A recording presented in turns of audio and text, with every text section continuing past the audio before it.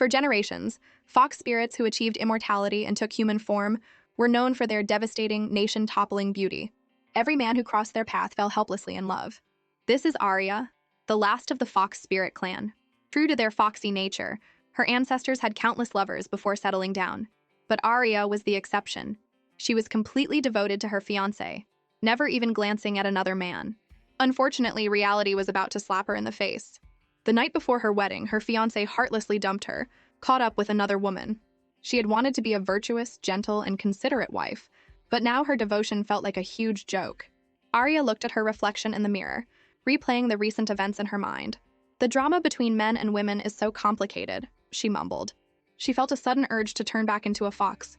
Being a fox is so much simpler. All you do is eat and drink. And as a rare silver fox like me, I could probably even find a great owner to spoil me. Arya found a hidden spot and transformed back into her original form. It had been a while and it felt a little strange. She trotted on all fours to a pond in the park, feeling dejected. I'm a fox spirit, for crying out loud. Not only can I not play with people's hearts, I can't even keep my own man. Looking at her reflection in the water, she had to admit she was a pretty cute fox. Maybe some kind person will just pick me up and keep me as a pet. Sob, sob, I'm done with being human. It's too exhausting. As Arya wandered aimlessly, a large shadow suddenly fell over her. She turned around, wondering what it was. Oh, it's just a dog. You scared me. The vicious dog opened its mouth and charged. Arya froze. Oh no, I forgot I'm a fox right now. She immediately bolted. The dog chased relentlessly after her, and Arya was scared out of her wits. Am I going to die here today? Help! Somebody please save me! Suddenly, Arya felt herself being lifted into the air. She looked to the side, confused, and saw a tall, powerful man holding her by the scruff of her neck. Arya stared at him, lost in thought. She had never seen such a handsome man in her life. He had such a cold aura that even the vicious dog that had been chasing her was now whimpering and trembling. The man lifted Arya and examined her closely. So it's a fox. Another man, Julian, walked up. And a silver fox at that. What's something so rare doing here? Did it escape from a zoo? He then lifted her hind legs to check. Whoa! And it's a female! Arya was mortified. Nothing this embarrassing had ever happened to her. Don't you mess with a fox or you'll get the claws. The more she thought about it, the angrier she got, and she swiped her paw right across his face.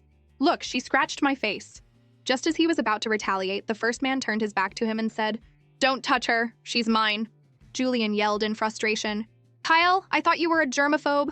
Why are you picking up this stray fox? The man, Kyle, ignored him and walked toward a car. Julian scrambled after him, yelling, Wait for me. You're choosing a pet over your friend? Held in Kale's arms, Arya was completely bewildered. What's happening? Am I being kidnapped? She struggled with all her might. Hey, I don't actually want to be someone's pet. I was just kidding. Why is tonight so unlucky? She looked at the two men with a dazed expression, wondering what was going on. Were they really going to keep her as a pet? Kale looked at the little fox and said coolly, Stay here and be good. I'm going to take a shower and I'll be right back. His best friend, Julian, teased from the side, You won't even spare a fox? No way. Is he going to do things to me? That's some heavy-duty taste. I'm so cute. How could he? No, it's too dangerous to be around this guy. I have to escape. In the bathroom, Kyle showered, thinking about the little creature. She was so warm and soft he could still feel her fur on his hands. Was this why his mother loved foxes so much? Meanwhile, Arya was clumsily searching for an exit. She climbed onto a table to see if the window was an option, but accidentally knocked over a box. She paused. Oh no, did I break something? She hopped down to check and tilted her head in confusion. What is this? Crystal inside the box suddenly burst with a dazzling light, then transformed into a wisp of green smoke that flowed directly into Arya's body. As the smoke entered her, the birthmark on her face vanished. She sat there dazed, not knowing what had just happened, only that her body felt incredibly comfortable, and her mind felt clearer than ever. A moment later, Kale finished his shower and walked toward the room, asking his butler, The fox didn't run away, did she? The butler replied, As you instructed, sir. All the doors and windows are locked. She can't get out. As Kale reached for the door, Arya heard his footsteps. This is it. What am I going to do if he comes in and tries something? In a flash of panic, she had an idea. When Kale opened the door, he was speechless. The room was a mess. He thought to himself, Do foxes really wreck houses? The butler was shocked. What happened in here? By then, Arya had already slipped out from behind them. It's been so long since I was in fox form, I almost forgot I can turn invisible. The butler went to the window and saw it was still shut tight. How did she get out? He wondered aloud. Kale picked up the box from the floor, his expression cold. That damn fox stole my mother's memento. The next time I see her, I'll skin her alive. On the road, Arya ran freely. I've run this far, I should be safe now, right? She then shifted back into her beautiful human form. Stranded in the middle of nowhere, her only option was to call her brother. She took out her phone and dialed. A short while later, a car pulled up. The driver was her brother, Leo. Leo got out of the car. Aren't you supposed to be marrying Evan tomorrow? What are you doing out here in the middle of the night? At the mention of Evan's name, Arya's face fell. Don't say that name again. Her eyes welled up with tears. Leo was completely confused. Arya, are you okay? Don't cry, what happened? Later at Leo's house, Arya sat on the sofa, looking in a mirror. She touched her face, puzzled. That's weird. Where's my birthmark? Leo handed her a glass of water. That Evan is a real piece of work. Cheating on you with another woman. I'll find a chance to teach him a lesson. Arya's face was stained with tears. It's my fault for being so stupid. I couldn't see his true colors after all these years. I deserve this. Leo sighed. Forget it. Don't think about it anymore. No matter what, your big brother will always have your back. That night, Arya was on the phone with Aunt Elena. Don't be too sad. Aunt Elena comforted her. Matters of the heart are up to fate. By the way, did you and Evan ever, do the deed? Arya blushed. No, of course not. I listened to you, Aunt Elena. I didn't let him touch me before we were officially married. That's probably why we broke up. Aunt Elena breathed a sigh of relief. That's good. You must always remember my words. The Silver Fox clan is different. You have a constitution that attracts heavenly lightning. The evil deeds of anyone you partner with will bring retribution down on you. You absolutely cannot choose the wrong person. I know, Arya replied, her voice filled with sadness. After hanging up, Arya lay in bed, lost in thought. Why am I so unlucky? I was literally born to be struck by lightning. But hey, this is a chance for a fresh start. No more being a lovesick fool. I'm going to pour all my energy into my career. A fox spirit's life is full of challenges, and I don't have time to waste. I'm going to be a happy little fox. As she was thinking, Kale's face popped into her mind. The way he held her in his hands, their eyes meeting, that handsome, perfect face was now seared into her memory. She slapped her cheeks to snap out of it. Stop it. I said no more being boy crazy. A gorgeous guy like that would never be interested in me anyway. The next day, Arya went to work. What? A business trip to Bristol City? Her boss replied, Yes. The reporter we sent had an accident, and we need someone to take over. This is a great opportunity for you to gain experience. Are you interested? Arya thought for a moment, then nodded. I am. A colleague, seeing she was down, came to comfort her. I know you're upset about the wedding being canceled, but you don't have to run away to a different city. Arya sighed. Don't worry, I'm not running away or giving up. Besides, he's not worth it. I just want to leave some troubles behind and start fresh. This business trip is the perfect opportunity. I can't stay like this forever. I need to grow. Looking at Arya, her colleague was stunned. She seemed different from before, so vibrant and full of life. Even the birthmark on her face was gone. It was so strange. Starting today, I'm going to make it on my own. No more being a useless damsel. But reality was harsh. As she was carrying her suitcase up a flight of stairs, she tripped.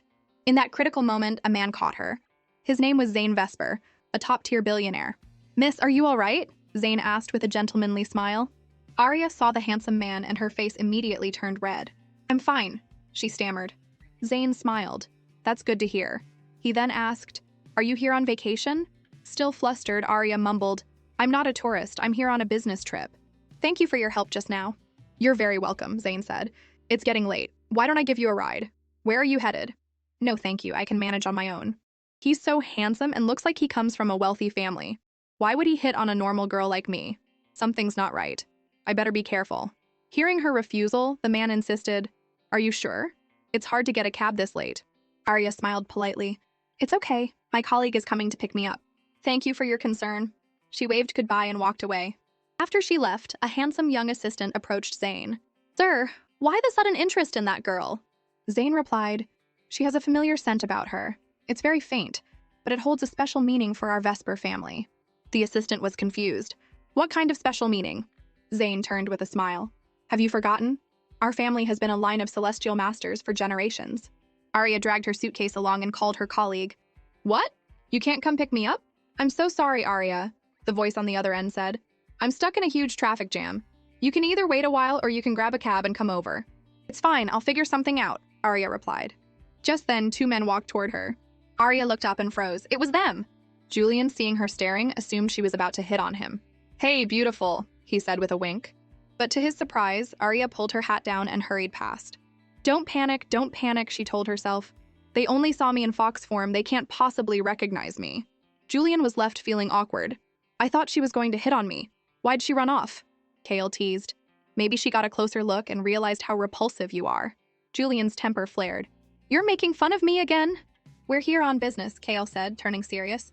Don't mess around. Julian was exasperated. Just because you're not interested in women doesn't mean you have to drag me down with you. On the highway, Arya sat in the back of a cab. Sir, why are you taking the long way? I'm looking at the map, and this is completely the wrong direction. The driver was arrogant. Stop complaining. If you don't like it, get out. He slammed on the brakes, and Arya and her suitcase were thrown out of the car. Go walk the rest of the way yourself, the driver yelled viciously. So high maintenance. What's the big deal if I make a few extra bucks off you? He then sped off. Arya was speechless. You heartless driver, don't you have any decency? She sighed and started dragging her suitcase down the massive, empty highway.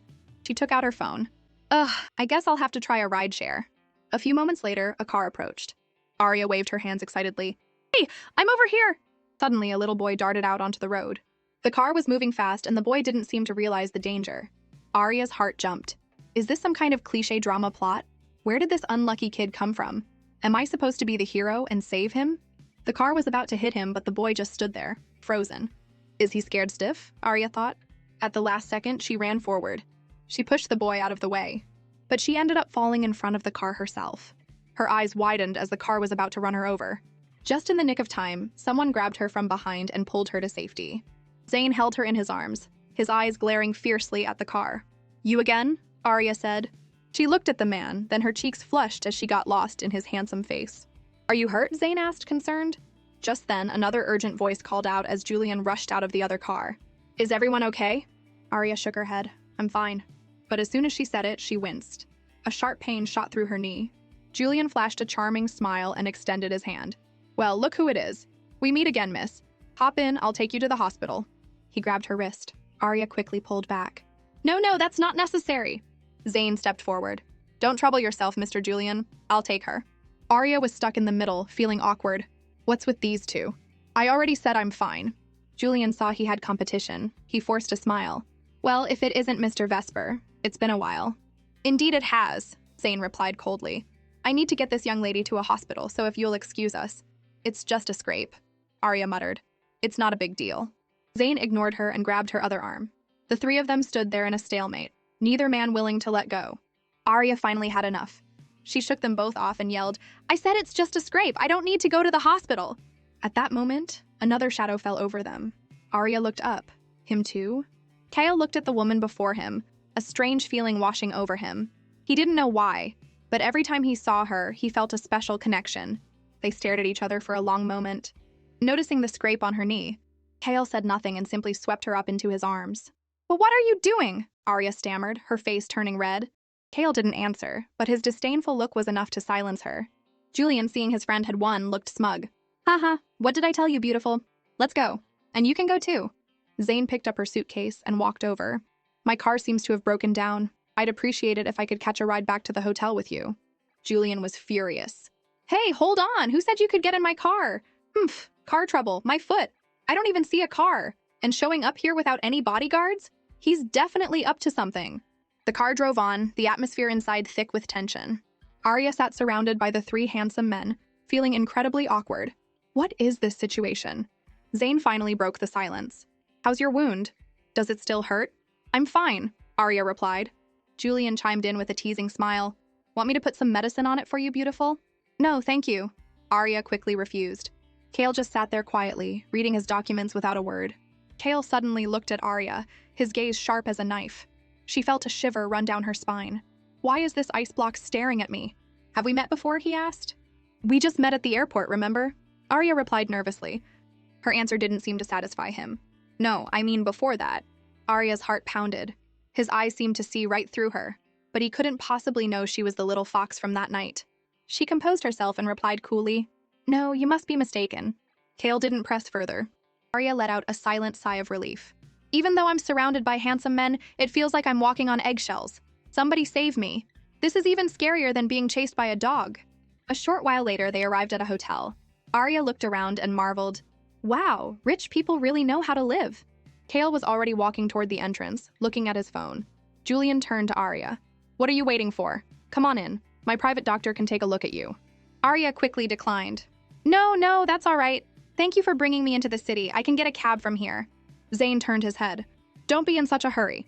Come inside. Your wound needs to be treated. As it happens, I'm also staying at this hotel. Arya gave a polite smile. Thank you for your concern, but my injury is fine. I can just put some medicine on it when I get back. She gave a deep bow. Thank you all for saving me. I'm truly grateful. Hopefully we'll meet again someday. For now, I'll be taking I'll be leaving. After Arya left, Julian pointed at Zane and teased, I rarely see you act like a simp and still get rejected. Looks like your charm is wearing off. Zane didn't bother to argue. He turned and walked into the hotel. I have things to attend to, so I won't keep you. Julian's inner gossip couldn't be contained. I remember you always keeping a polite distance from women, Mr. Vesper. Why were you so concerned about this particular young lady today? Zane stopped and replied coldly, Excuse me, but that's my private business. It's none of your concern. He then walked straight into the hotel. Inside the hotel, Julian asked curiously, Why did you suddenly pick up that girl? That's completely out of character for you. Aren't you a huge germaphobe? What happened? Did your persona crack? Kale's face was unreadable. Her scent was familiar, and it wasn't unpleasant. And I'm sure I've met her before. He walked toward the elevator. Julian followed him. So you're just going to let her go? It's late, and you're letting her go home by herself? Where are your manners? I brought her to a place where she could easily get a cab.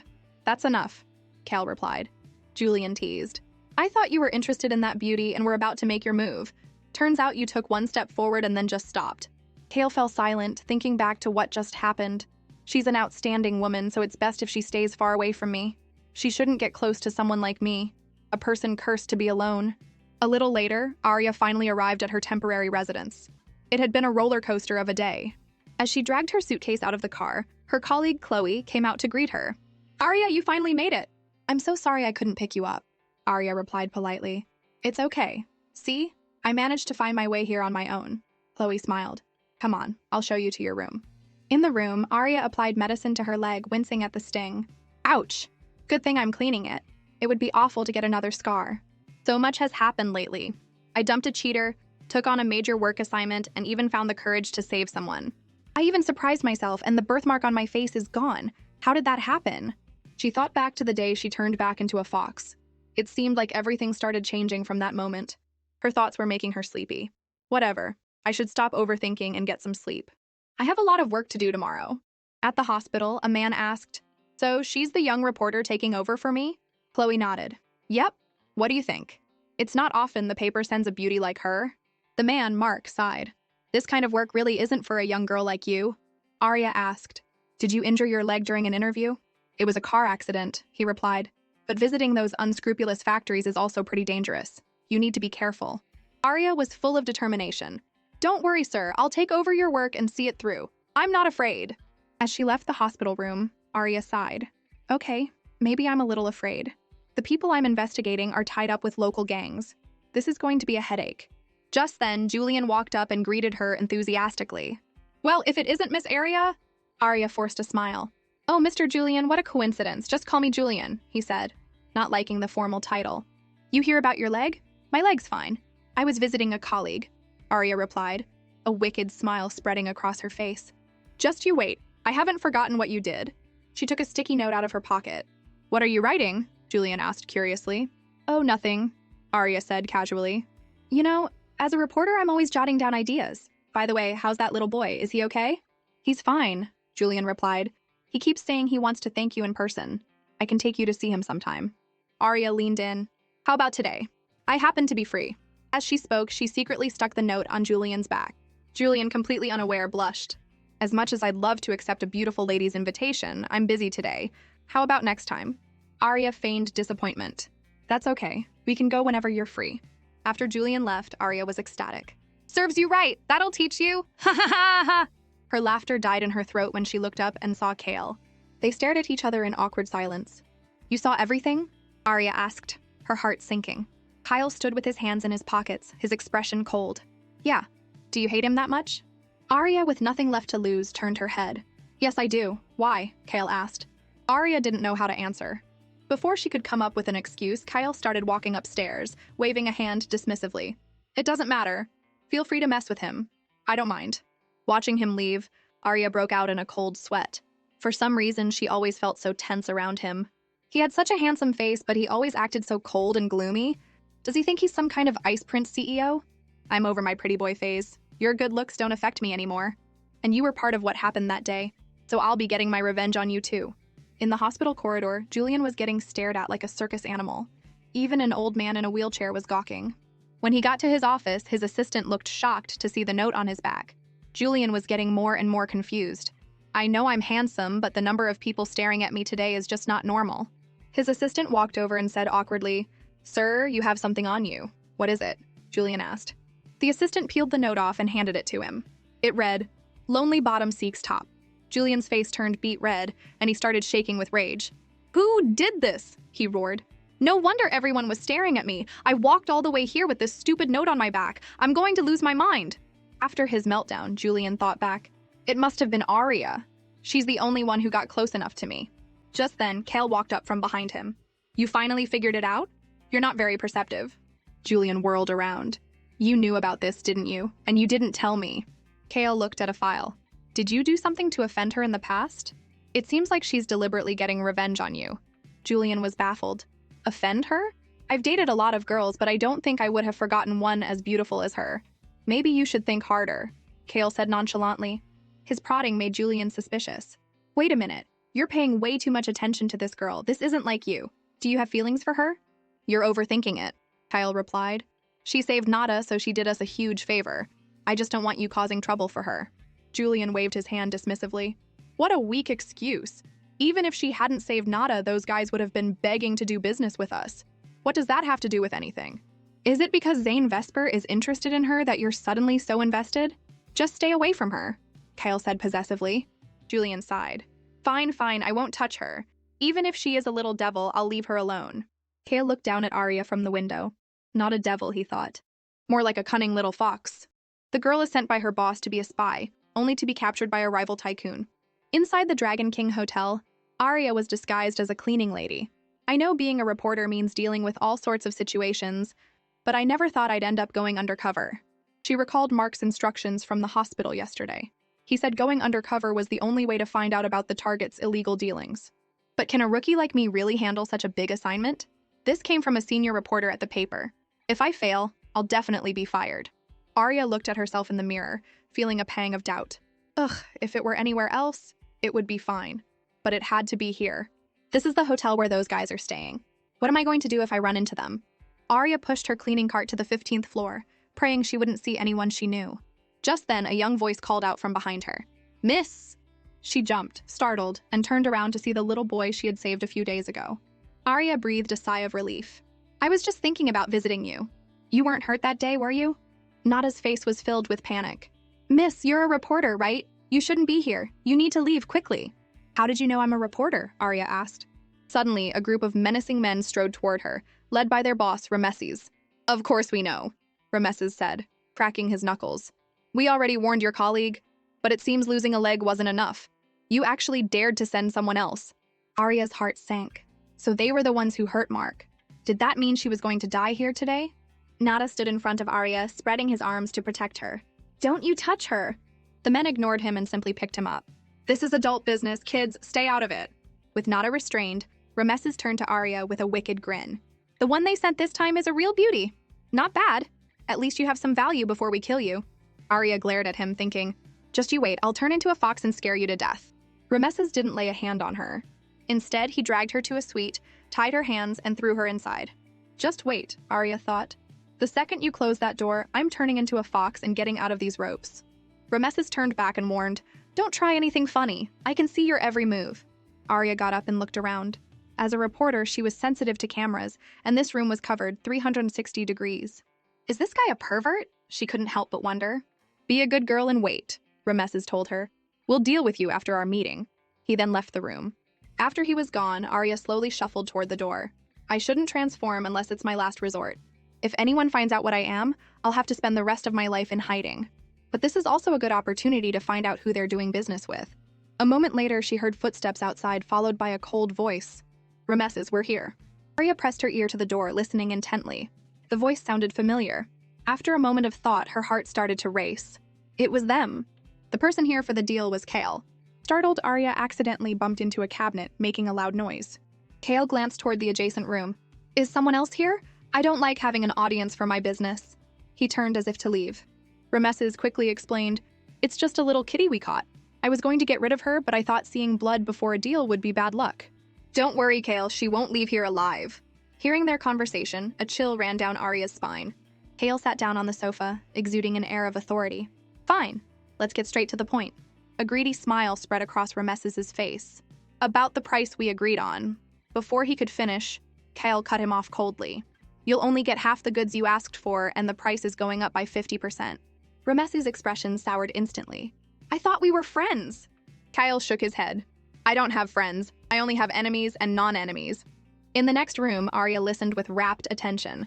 This sounded like a classic gangster deal, but from the way Kale was talking, it seemed more like he was here to cause trouble. In the main room, Ramesses clenched his fists in anger. You changed the terms at the last minute. Do you think you can just walk all over me? If you weren't here in good faith, why did you even come? Kale looked at him with disdain. I didn't come here to make a deal with you. I came here to destroy you. The words had barely left his mouth when the sound of gunshots filled the room. Arya jumped. They're shooting at each other. I don't want to die here. Just then, the door to her room was thrown open.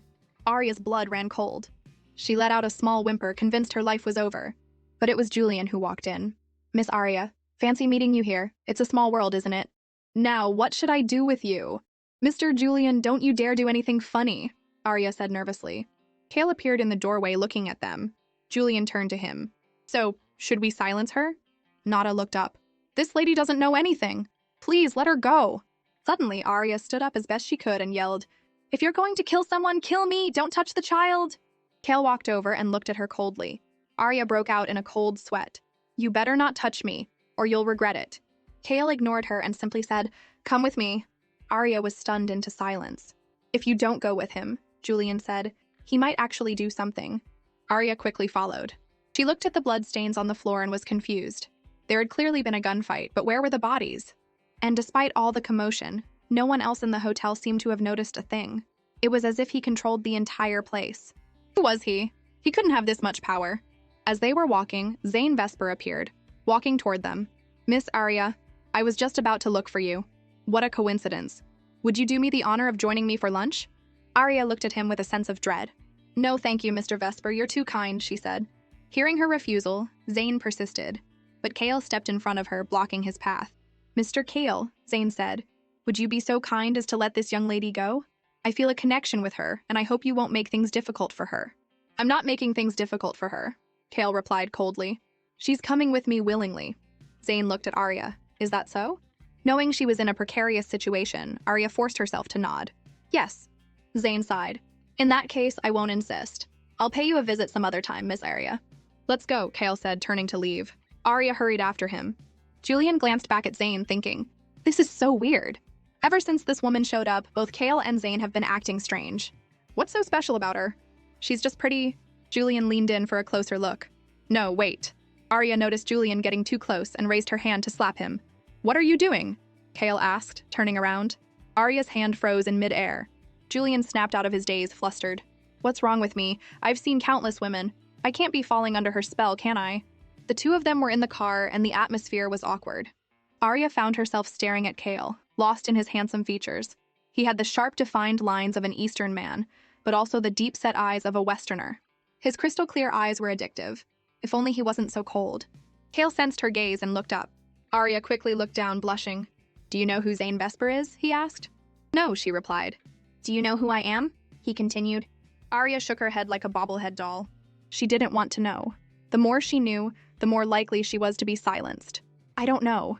Seeing her like this, Kale fell into thought. This girl was as cunning as a fox. She knew how to play it safe, pretending to be obedient to fool her enemies. She knew she couldn't pull any tricks in front of him, so she acted as tame as a well-groomed kitten. Kale looked at her, reminded of the silver fox he had picked up a few days ago. He remembered the mess she had made in his room, and the gemstone she had stolen. He sighed. Ugh, another unpleasant memory. After a long silence, he said, The Vesper family are the financial oligarchs of the world. Their family fortune is in the billions, and they've never made a losing investment. They're a legend in the financial world. The Vespers are very low-key, but from what I know, they have another profession. They call themselves descendants of celestial masters, said to be the best in the world. Hearing this, Arya's eyes widened. He's a celestial master? Kale was puzzled by her strong reaction. Why is it that you're not surprised when I say he's a financial tycoon, but you're so shocked to hear he's a celestial master? I've heard that celestial masters can not only read fortunes but also practice divination, Arya explained. You just said they've never made a losing investment. Could it be that they predicted it all themselves? The thought of Zane constantly trying to get close to her made her nervous. No wonder she always felt he was dangerous. Celestial masters were the mortal enemies of her Fox clan. Could he have discovered her true identity? Besides their own family, Kyle said coolly, very few outsiders know about their identity as celestial masters. Arya was horrified. So now that you've told me this secret, what am I going to do if he tries to silence me? If he really tries to kill you, I'd be interested in watching, Kale replied. Because I'm very curious why Zane Vesper is so interested in you. Arya was exasperated. What does that have to do with me? Please, just let me go. The car stopped in front of a luxurious villa. Arya got out, feeling conflicted. How did she end up here with him? Should she say goodbye now? But talking to him was so intimidating. Arya led Nata to the side and patted his head. Thank you for standing up for me today, Nata. The little boy's face was tense. He brushed her hand away. I didn't do anything useful. I couldn't save you. Julian walked over. You've got some nerve trying to be friendly with him. Do you even know whose son he is? Whose son is he? Arya asked, confused. He's one of the reasons we're here, Julian said with a flourish. I thought your target was Ramesses, Arya said, puzzled. Julian scoffed. A small fry like him isn't worth our time. Come on, let's go inside. He took Nada's hand and led him into the house. Arya followed closely behind, thinking it was better not to know. The more she knew, the more dangerous it would be. She needed to get away from them as soon as possible. As she entered the courtyard, Arya saw bodyguards lining both sides. Escaping was going to be difficult, and they knew her name and her profession. With his resources, he could find her easily. It was probably best to say a proper goodbye. Inside, Kyle was sitting at a table drinking red wine. Arya walked straight up to him and said nervously, Mr. Kale, thank you for saving me today. But it's getting late, and if I don't get back, my colleague will be worried. Kale glanced at her coldly. You think you can just leave after overhearing our business? His glare was terrifying. This man is so scary, she thought. I didn't mean to overhear anything. I was a victim too. Ramesses tied me up. I had no choice but to listen, she argued. You heard what you heard, Kyle replied nonchalantly. I only care about the result. Arya was at her wit's end. This man had no sense of fairness. What could she do to escape his clutches? Suddenly, an idea struck her. How about we make a bet? What kind of bet? Kale asked, intrigued. If I can escape from here without you catching me, you'll drop the whole eavesdropping thing and we can pretend we never met. Deal? Hearing her proposal, Kale paused. Why did she have that same cunning, fox-like quality? If she had a tail, it would probably be wagging right now. The thought amused him. All right, he said with a smirk. You have 24 hours. If you're still here by this time tomorrow, you'll be at my mercy. Seeing him take the bait, Arya grinned. Great, it's a deal. No one has ever escaped from me, Kale said, trying to intimidate her. His words sent a shiver down her spine. Really? She stammered. Just then, Julian came up from behind them. Oh, please, a fox escaped from your room once. I remember you were furious. Hearing Julian expose his embarrassing past, Kale's face darkened. Arya couldn't help but burst out laughing. So my last escape worked that well? It actually made him that angry? Kale was embarrassed by her laughter. I was not furious, he snapped, turning away to sulk. Is he okay? Arya asked. Julian waved his hand dismissively. Don't worry about him. Let's go eat. He put his arm around Arya and led her away. Why isn't he eating with us? Arya wondered. He's a germaphobe, Julian explained. He doesn't like eating with other people. This confused Arya even more. She thought back to how he had carried her in his arms and her face flushed red. A short while later, Arya, now changed into a beautiful dress, was sitting at the dining table. During the meal, Nada whispered, Miss, come here. I want to ask you something. He leaned in close. I heard you made a bet with Kale. How are you planning to escape? I have my ways, Arya replied cleverly. But I need you to do me a favor. That night in the villa, Nada was skeptical of Arya's plan. Really? All I have to do is go tell Kale you're gone at 2 a.m? That's right, Arya said. That's all you need to do. Nada looked at her, unconvinced. Miss, are you sure you know what you're doing? Arya nodded. Don't worry, it'll work perfectly. Now go back to your room and get some sleep. She closed the door behind him. Nada walked back to his room, half believing her. Can she really escape from right under Kyle's nose? The hours ticked by. At exactly 2 a.m., Nada went to Kale's door and knocked. Brother Kale, Miss Arya is gone. Kale was surprised. What did you say? He rushed to Arya's room. The room was empty. Julian stood beside him, stunned. She's really gone. Kale's face darkened. What about the surveillance? Did anyone see when she left? The butler replied, The surveillance shows nothing unusual, sir. She didn't even open the door. The windows are also equipped with a security system and there's no sign of a breach. Arya, who had long since turned into an invisible fox, was waiting in the room. She seized her chance and trotted right past them. Heh. Fooled by the same trick twice. That's gotta sting. Kale sensed something behind him and turned to look. Arya froze in her tracks. No way, did he sense me? He's too sharp. What is it? Julian asked. Did you find a clue? Kale turned back. It's nothing. Arya quickly scampered away. That was close. I thought he really saw me. As she passed Kale's room, she stopped. Maybe I should leave him a little souvenir. Julian was in awe of Arya's escape. This is so weird. Your security system is top-notch. How did that girl get out? Kale was reminded of the silver fox from before. It's just like last time. She just vanished into thin air. Suddenly, Julian yelled, Kale, you have to come see this! What is this in your room? The two of them went to the room and saw a giant word scrawled on the white wall. Dummy. Julian couldn't help but laugh. Ha ha ha! She really left you a nice present. Just then, the butler appeared at the door. Mr. Julian, you might want to check your room as well. Confused, Julian rushed back to his room. On his pristine white wall was a single word, bottom. Julian was so angry he could have spit fire. That wretched woman! Kale added salt to the wound. Serves you right. Julian stomped his foot. Butler, get my wall back to normal now. Once things calmed down, Kale looked at Nada. What did she ask you to do? I didn't do anything, Nada replied nervously. Kyle looked at him doubtfully. Are you telling the truth? Nada turned away angrily. I'm not lying. I didn't help her escape. I just came to tell you she was gone. Kale turned and walked away. Where are you going? Julian asked. To find her, Kale replied and left the room. Julian had never seen Kale so focused on someone before. He couldn't help but think it was romantic. A wicked grin spread across his face. Could it be that my boy is finally in love? The butler couldn't help but comment, Mr. Julian, please control your expression. Arya ran back to her place panting. Oh man, that was exhausting, but I'm finally back. That whole situation was so dangerous. There's no way Mark and the newspaper didn't know about it. They just watched me walk into a lion's den. I'll make them pay for this. When Arya reached the reporter's station, Chloe rushed out looking frantic. You're finally back. Did something happen? What kind of assignment did Mark give you? Why were you out so late?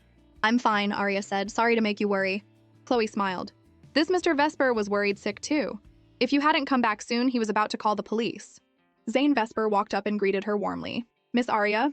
Remembering he was a celestial master, Arya instinctively took a step back. Chloe, thinking she was just being shy, nudged her forward.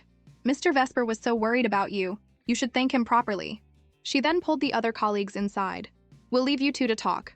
Arya stood there, not knowing whether to laugh or cry. Arya subtly shifted a few more steps away. Zane noticed her deliberate distance and asked with a disappointed look, Are you afraid of me? Of course not, Arya explained. Mr. Vesper, you are a man of great stature and gentle character. Why would I be afraid of you? Zane slowly shook his head. No, you are afraid of me. Suppressing her fear, Arya said, half-jokingly, You look like a rich young master. What could you possibly want from me? I have nothing for you to be afraid of. Anyway, thank you for your concern. I'll be going now. You should be careful of Kale, Zane said coldly. Arya turned back. What are you trying to say? Zane's expression grew pained. Whether you believe me or not, I have to warn you. That man, Kale, is cursed. Everyone who gets close to him meets a tragic end. That is his fate. He is a very dangerous person, and I hope you will stay as far away from him as possible. Arya fell silent, remembering what Aunt Elena had told her. The Fox clan has a constitution that attracts heavenly lightning. That was the fate of her clan. Thinking about how she too had been born with an unfair destiny, Arya's gaze hardened. I'm sorry, Mr. Vesper, but I don't believe in fate. Zane was taken aback. Arya continued, If I had followed my so-called fate, I wouldn't be standing here right now. I wouldn't even be alive. But I still fought to change that destiny. And while I don't know what kind of person Kale is, and he has nothing to do with me, I will always believe that our destinies are in our own hands. If you blindly cling to some preordained fate, you'll only be trapped by something that doesn't even exist. Hidden in the distance, Kale heard every word. Arya's attitude was completely unexpected. Her words echoed in his mind. He sat down on a bench and lit a cigarette. He remembered when he was born, a celestial master from the Vesper family had told him he was destined to be alone, a curse on his parents and any woman he loved. But the stars also foretold great success in his career. As he grew, his loved ones passed away one by one. Before his mother died, she told him to keep the gemstone safe. It might be the key to changing his fate. Then the gemstone was lost, and he met Arya. This was the first time someone else believed, as he did, that a person could defy the heavens. Thinking of Arya, a small smile touched Kale's lip. This woman was truly interesting. After a long and eventful day, Arya collapsed into bed at the hotel. As she was sleeping soundly, she heard a scraping sound at the window. She groggily opened her eyes and saw Kyle standing by her bed. Arya screamed and shot up in bed. "How did you get in here? I thought we agreed you'd leave me alone." Kyle sat down on the edge of her bed. "You don't believe in fate?" Arya instantly understood. He had heard her conversation with Zane, but that didn't give him the right to break into her room. "That's right, I don't," she said coldly. "My parents defied fate to keep me alive. If I believed in fate, I wouldn't be here today." "What happened to your parents?" Kale asked. His curiosity piqued. "That's my private business," she replied. "I don't want to talk about it." Kale didn't press her. He crossed his arms, looking smug. "All right then. We won't talk about you. Let's talk about me." Arya covered her ears. I'm not listening. Why are you telling me this? I don't want to know. The last time I accidentally heard a little bit of your business, you wouldn't leave me alone. If I know any more, you'll definitely silence me." Kale stared at her, his eyes filled with a complex mix of emotions. He stood up and pulled her hands away from her ears. "Be my companion," he said. Arya was confused.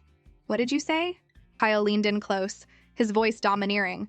"I said, I want you to stay by my side. Do you not understand?" Arya jumped out of bed, fuming. "What is this? Some new kind of pickup line? It's so weird. You might as well just say, be my woman. It's much more straightforward." Kale scoffed. "In your dreams. Who wants you to be their woman? I said I want you to stay by my side. Are you deaf?" Arya was furious. "If you don't know how to talk to people, then don't. And sorry, but it seems you're the one who's dreaming. I'm just here on a business trip. When my work is done, I'm going home. I'm not staying by anyone's side, and you're not my type at all." Kale was getting angry. "You prefer a two-faced scumbag like Evan? You have terrible taste." "You investigated me," Arya accused, her anger flaring. "There's nothing I can't find out if I want to, and nothing I can't get if I want it," Kale replied confidently. Arya was speechless with rage. Just then, there was a knock at the door. "Arya, are you okay?" Chloe called out. "I heard noises in your room. Are you on the phone?" Hearing her friend's voice, Arya saw her chance. "You hear that? Someone's here. You better leave now before I call the cops on you, you creep." Kale moved quickly, pulling her into his arms. "What are you doing?" Arya stammered, completely flustered. "I'm going to open the door," Kale said with a smirk. He tightened his grip on her waist and kissed her deeply. Arya's mind went blank. He held her so tightly she couldn't move. Chloe opened the door to see the two of them locked in a kiss. She froze, embarrassed. "Arya, what's going on? I'll just go." She quickly closed the door, a smile on her face. "Haha, so sorry to interrupt." After Chloe left, Arya shoved Kyle away. "You can't just kiss someone without warning." Explaining would have been too much trouble, Kale said nonchalantly. This was much simpler. Just then, Kale sensed something outside. He scooped Arya up and carried her over his shoulder. "What are you doing? Let me down!" She struggled. Kale headed for the window. "Even if you're kidnapping me, you should use the door." Arya panicked. "I don't want to die with you." "Be quiet," he ordered. Suddenly, there was a loud banging on the door. Without a second's hesitation, Kyle leaped out the window with Arya in his arms. Arya screamed. The door was kicked open, and Kyle landed gracefully on the ground below. "They went out the window! After them!" An assassin yelled from upstairs. Kyle started running, still carrying Arya. "Why are people chasing you?" she asked. "Put me down, I can run on my own."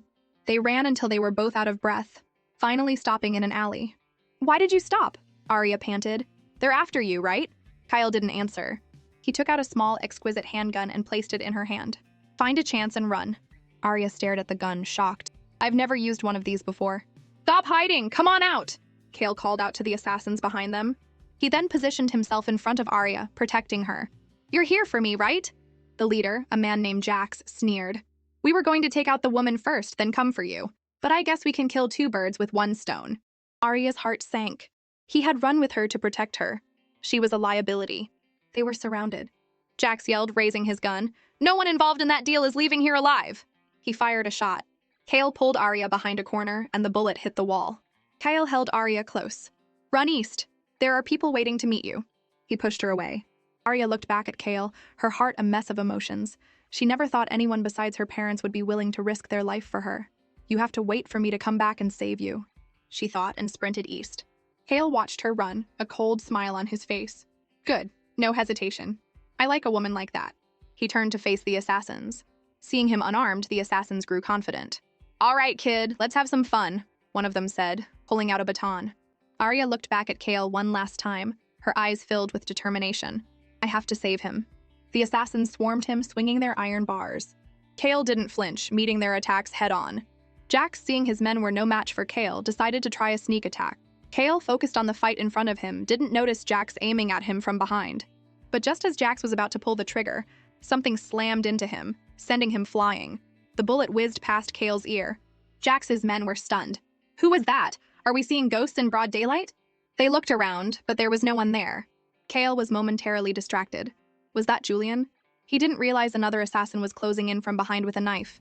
Just as the assassin was about to strike, Arya appeared out of nowhere and landed a series of clumsy but effective punches, sending the man stumbling forward. The stunned assassin could only tremble. Kale seized the opportunity and kicked him away. Just then, Julian arrived with reinforcements. Seeing Kale's backup, the assassins yelled, "Run!" Julian rushed to Kale's side. "Kale, are you okay?" "I'm fine," Kyle said, wiping his lip. "Did you see Arya on your way here?" Julian was taken aback. "Arya? I thought you went to find her. Wasn't she with you?" Kale was silent for a moment. "I told her to run east. She should have met up with you." A sharp pain shot through his shoulder. "You're hurt?" Julian asked, worried. "It's just a scratch." "It's nothing. Go find Arya," Kale said, starting to sway. Julian quickly supported him. "A scratch? Are you trying to get yourself killed? You're seriously injured. You need to get to a hospital. What are you waiting for?" "I told you to find Arya," Kale insisted. Julian ignored him and ordered his men, "Come help me get him in the car." "I dare you," Kale growled. His men froze, not daring to move. They wouldn't disobey their boss while he was still conscious. "You spineless cowards," Julian yelled. "Fine. If you won't do it, I will." He ignored Kale's protests and forcefully dragged him away. Kale, weakened by his injuries, couldn't fight back. It's not like you can beat me right now anyway," Julian gloated. "You just wait," Kale muttered. Meanwhile, Arya clutched her bleeding arm, stumbling through the streets. Her vision was starting to blur. "I can't stop. If someone finds me like this, I won't be able to explain it. Thank God it's just my arm." A little closer and I would have been a goner. Her steps grew heavier. Just as she was about to collapse, a man walked toward her. It was Zane Vesper. He saw her faint and rushed to her side, catching her before she hit the ground. Looking at the girl in his arms, Zane felt a strange, indescribable emotion. He checked her wound, then carried her back to his home. The afternoon sun streamed into the room as Arya slowly woke up. She looked around at the unfamiliar surroundings. "Where am I?" Just then, Zane walked in. "You're awake." Arya was startled to see him. "How are you feeling?" Zane asked. "Your gunshot wound has been treated. Just make sure not to get it wet for a few days." "Where am I? Did you save me?" she asked, sitting up. Zane smiled. "Don't worry. The maids changed your clothes. I didn't take advantage of the situation." Arya blushed. "Thank you for saving me." "You told me last night that you don't believe in fate, and then this happened," Zane said, pouring her a glass of water. "That's why I told you to stay away from Kale." Arya took the glass. "Mr. Vesper, I heard you're a famous fortune teller. Did you predict Kale's fate?" Zane paused. "It wasn't me. The one who foretold his lonely fate was an elder in our family. Our entire family is known for our fortune telling, but I have another identity. Do you know what it is?" Arya had a bad feeling. "What is it?" "The Vesper family are also descendants of celestial masters," Zane said with a half smile. "For generations we were known for vanquishing demons and evil spirits. But these days demons are rare, so we've kept that part of our identity hidden." Arya couldn't meet his gaze, her hands trembling as she held the glass. His words echoed in her mind. "Rare demons? That's me? I'm a giant fox spirit. Did I transform back into a fox after I was injured last night? Celestial masters are the nemesis of fox spirits. My mortal enemy." She composed herself and asked, "Why are you telling me all this, Mr. Vesper?" Zane leaned in close, his voice alluring. "What if I told you we were destined to be together for 3 lifetimes, Miss Arya? Would you believe me?" Arya gasped and shook her head vehemently. A celestial master and a fox spirit destined to be together? She'd die before she believed that. Zane leaned in closer and sniffed. "You have a faint scent on you. It's very familiar." Arya broke out in a cold sweat. Seeing that he had achieved his goal, Zane turned and left the room. "I'll leave you to rest. You must be hungry, Ari. Come out and have some porridge when you're ready." Arya was stunned. "Ari, are we that close?" In the hospital, Kale woke up and immediately started looking for someone. "Where's Arya? Where did Arya go?" Julian held him down. "You can't get out of bed yet. Do you know how much danger you were in yesterday? A bullet grazed your heart. Do you realize that?" Kale ignored his own injuries and grabbed Julian. "I asked you, where is Arya? What's wrong with you? Are you in love with that woman? Julian replied coldly. Why are you so obsessed with a woman you abandoned in a time of danger? Kale sat back down, turning his head away stubbornly. I don't love her, but she's my woman. I ordered her to run, she was just following my orders, unlike you who's always disobeying me. Julian pushed him back onto the bed. You don't love her? Then how is she your woman? I really don't get you. Just lie down. I'll take care of finding her. Were there any survivors? Kale asked, his voice low. Bring them to me. I want to interrogate them myself. He thought back to the previous night. Something felt off. He remembered someone pointing a gun at him, but not only did they not shoot, it seemed like they were mysteriously attacked. He had to find out who was secretly helping him. Outside the hospital room, Julian stood guard. A nurse nervously approached him. I'm here to check Mr. Kale's blood pressure. Julian gave her a wicked smile. Come back later. He's busy. Inside the room, Kale sat on the bed and asked coldly, Tell me what happened. I saw you shooting at nothing. The assassin, bruised and battered, no longer had his arrogant demeanor from the night before. I don't know. I just felt someone bump into me, but when I looked, there was nothing there. What about the woman? Kale continued. Did your men attack her? The captive recalled the events of the previous night.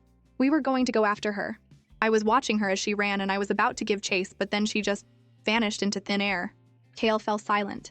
It seemed his suspicions were correct. There was more to Arya than met the eye. At Zane Vesper's house, Arya tiptoed toward the door, trying to sneak out. But just as she opened it, Zane caught her from behind.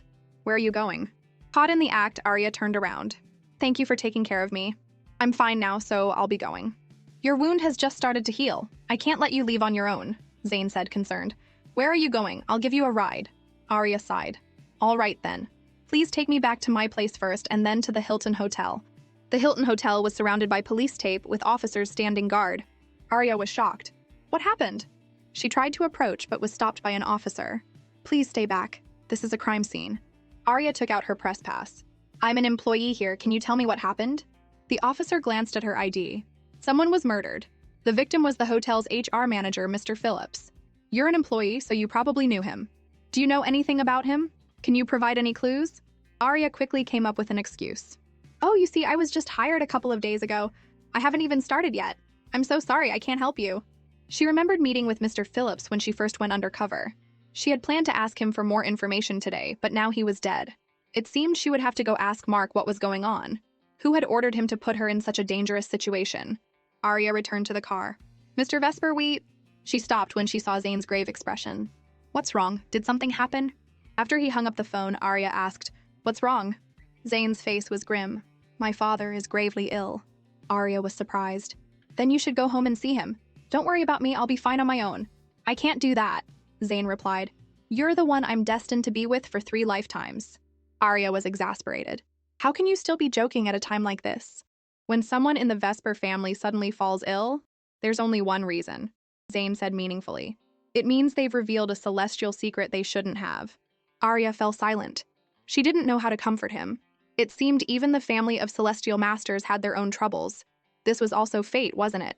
He saw her lost in thought. Zane pulled her in and kissed her. Arya was shocked and pushed him away. What are you doing kissing me? How can you joke at a time like this? Aren't you worried about your father? Zane turned away. I'm leaving now. Call me if you need anything. I've saved my number in your phone. He then got in his car and drove off. Arya stood there and sighed. What a strange man. In the hospital, Mark, now dressed in street clothes, peeked out of his hospital room. Seeing no one around, he prepared to make a run for it. But Arya appeared and blocked his path. What are you doing here? You're okay, Mark exclaimed, startled. Arya ignored his question and stepped closer. I have some questions for you, Mark. Seeing that he was caught, Mark broke out in a cold sweat. I'm sorry. I didn't want to hurt you. They said if I sent a beautiful girl over, they'd let me go. They had me captured. I had no choice. Arya was surprised. She had only intended to probe for information, but he had confessed everything. I've recorded everything you just said. I'll be having a talk with you at a more convenient time. Don't do this! I was forced into it, Mark pleaded. Suddenly, Julian appeared and grabbed Mark's shoulder. Thinking of running away? What are you doing here? Arya asked. Kale sent me to help you, Julian said grumpily. I don't know why I have to save a woman who abandoned him and ran away. Arya was speechless. As they were bickering, Kale appeared. That's enough. Julian turned to him. Aren't you supposed to be in bed? Kale ignored him and walked over to Arya, grabbing her arm. Arya cried out in pain. You're hurt? Kale asked, his voice filled with concern. Yes, Arya said angrily. I got it when I ran away. Kale pulled her toward the exit. I know you didn't run away. Arya's heart skipped a beat. How does he know? Outside the hospital, Kale said earnestly, in that dangerous situation, you didn't follow my orders to leave. I'm grateful for your loyalty and deep affection. Arya was completely lost. Wait, where did deep affection come from? Kale, high on his own confidence, continued, you don't have to be so emotional. As a reward, you will be my woman for the rest of your life. I will take care of you and protect you. Stop, stop, stop. What are you even talking about? I'm not emotional because of your words. I'm shocked by your logic. What kind of twisted reasoning is this? Being your woman is a reward? Well, thanks, but no thanks. Seeing her strong reaction, Kale thought maybe his offer wasn't enough. He pulled her into his arms forcefully. There's no woman I can't handle? He then kissed her. As Kale was getting into it, Arya shoved him away. You pervert, why did you kiss me? She raised her hand to slap him. Kale quickly caught her hand. I know your background isn't simple, but no matter what you are, I've decided. You are destined to be mine for the rest of your life. Could he know something? Aren't you afraid my strange background will be your downfall? I'm known as the man even ghosts fear. You don't have what it takes to bring me down. Arya was speechless. Any other questions? Arya turned her head away. Yes, your kissing skills are terrible. What did you say? Arya repeated word for word. I said your kissing skills are terrible. For a grown man to be such a bad kisser, it's pathetic. Do you have no experience? I have no experience? And you're so experienced? Oh, I'm so sorry. I didn't realize you were an inexperienced virgin. You just wait, he said angrily and stormed off. Haha, I can't believe a man his age is so innocent. Fine, I'll forgive you for being so bad at it. I'm out of here. Miss Arya, this way, please. What are you doing? She struggled. Mr. Kale wants you to rest and recover properly, one of the men replied coldly. Inside the hospital, Kale stormed into a room, his face dark, and zeroed in on Julian, who had had countless girlfriends. What took you so long? Julian complained, resting his head on his hand. You're injured. You should be lying down. You've had a lot of girlfriends, right? Kale demanded. Julian was confused. Yeah, so? How do you usually interact with them? Kale asked. When it came to women, Julian was full of confidence. It's not really interacting. I'm just having fun with them. Hey, why are you suddenly asking about this? You've never cared about my private life before. Kale felt a pang of inadequacy. It seemed he really did lack experience. Julian was completely bewildered. What's wrong with him? He's been acting so strange ever since he met that woman. Could it be that the 1,000-year-old tree is finally about to bloom? In the hospital room, Arya sat on the bed, fuming. That guy had forcibly kept her here to recover. He was so unreasonable. Just then the door opened, and Nada walked in with a man in a suit. Hello, Miss Arya, the man said, introducing himself. I am Nada's father, Lars. Kale told me you saved my son. I've come to thank you. You're welcome, Arya replied politely. I just happened to be there. I'm glad the boy is okay. Lars patted Nada's head. This child seems to have a special connection with you. Now that you've seen your Miss Arya, I have some things to discuss with her. Why don't you go outside for a bit? Arya paused. He was sending Nada away on purpose. What did he want to talk about? After Nada left, Arya asked, So what did you want to talk to me about? I know that Mark betrayed you, Lars said. We will deal with him to repay our debt to you. However, I advise you to leave Kale as soon as possible. He is not someone you can afford to be with. What did he mean by that? It was as if he thought she was desperately trying to cling to Kale. What kind of person did he take her for? She had saved his son without expecting anything in return, and now he was making her out to be some kind of schemer. Was she just too nice and easy to bully that everyone thought they could walk all over her? Just as she was about to retort, she heard faint footsteps. It must be Kale. She immediately put on a pitiful expression. Mr. Lars, you want me to leave Kale, and I have no problem with that. But he's keeping me here. I can't leave. You'll help me escape, won't you? Just then, the door swung open, and Kyle stood there, a dark cloud hanging over him. Lars was shocked to see him. Kale's voice was icy. If you leave now, our business can still proceed. If you dare to say something like that again, don't blame me for forgetting our past connections. Lars weighed his options and, with a clenched jaw, left. Serves you right, Arya muttered under her breath. Kale turned to her. Come with me. I still have work to do, Arya said hesitantly. Don't make me use force, he threatened. Arya gave up. Ugh, it seems if I want to deal with this guy, I'll need a long-term plan. Downstairs, a flashy Rolls-Royce was parked at the entrance. After they got in, Kale said, I know you've been trying to run away. And I know that, like Zane Vesper, you have some unusual abilities. But don't think you can use them to leave me. When I say I want you, I mean for life. I would rather break both your legs than let you leave my side. A silence fell over the car. Julian, who was driving, was speechless. He asked me how to interact with girlfriends, and I've never talked to any of my girlfriends like this. Arya was bewildered. This man's thought process was not normal. How could she convince him to let her go? After a moment, she said softly, I remember you have a germophobia, right? You probably don't know this, but I had a fiancé before. You wouldn't want a woman who's been with someone else, would you? I know, Kale replied coldly, and I also know your ex-fiancé is a scumbag. You're really not a good judge of character. Arya was stunned. Was he mocking her? And he had investigated her? That's right. That's scumbag, she retorted angrily. I've kissed him. If you're such a germaphobe, you should stay away from me unless you want to be disgusted. Kale's temper flared. He grabbed her chin. Then he kissed her forcefully. Arya struggled, her face turning red. As the driver, Julian was extremely uncomfortable. Hey, what are you two doing? Kale, take it easy. Don't do anything crazy. Arya shoved him away. The movement tore open the wound on Kale's chest, and blood started to seep through his shirt. You psycho! Arya yelled, wiping her mouth. But you were a germaphobe. It's clean now, he said domineeringly. If you're with anyone else, the punishment won't be this simple. Only inexperienced virgins care about things like that, Arya roared. Kale's eyes widened in surprise. You little fox, you've got some nerve. You know I'm angry and you still dare to provoke me. Arya froze. Little fox? Does he know my secret? In the car, Arya asked nervously. Well, what did you just say? Little fox? Kyle adjusted his shirt. Has no one ever told you you're as cunning as a fox?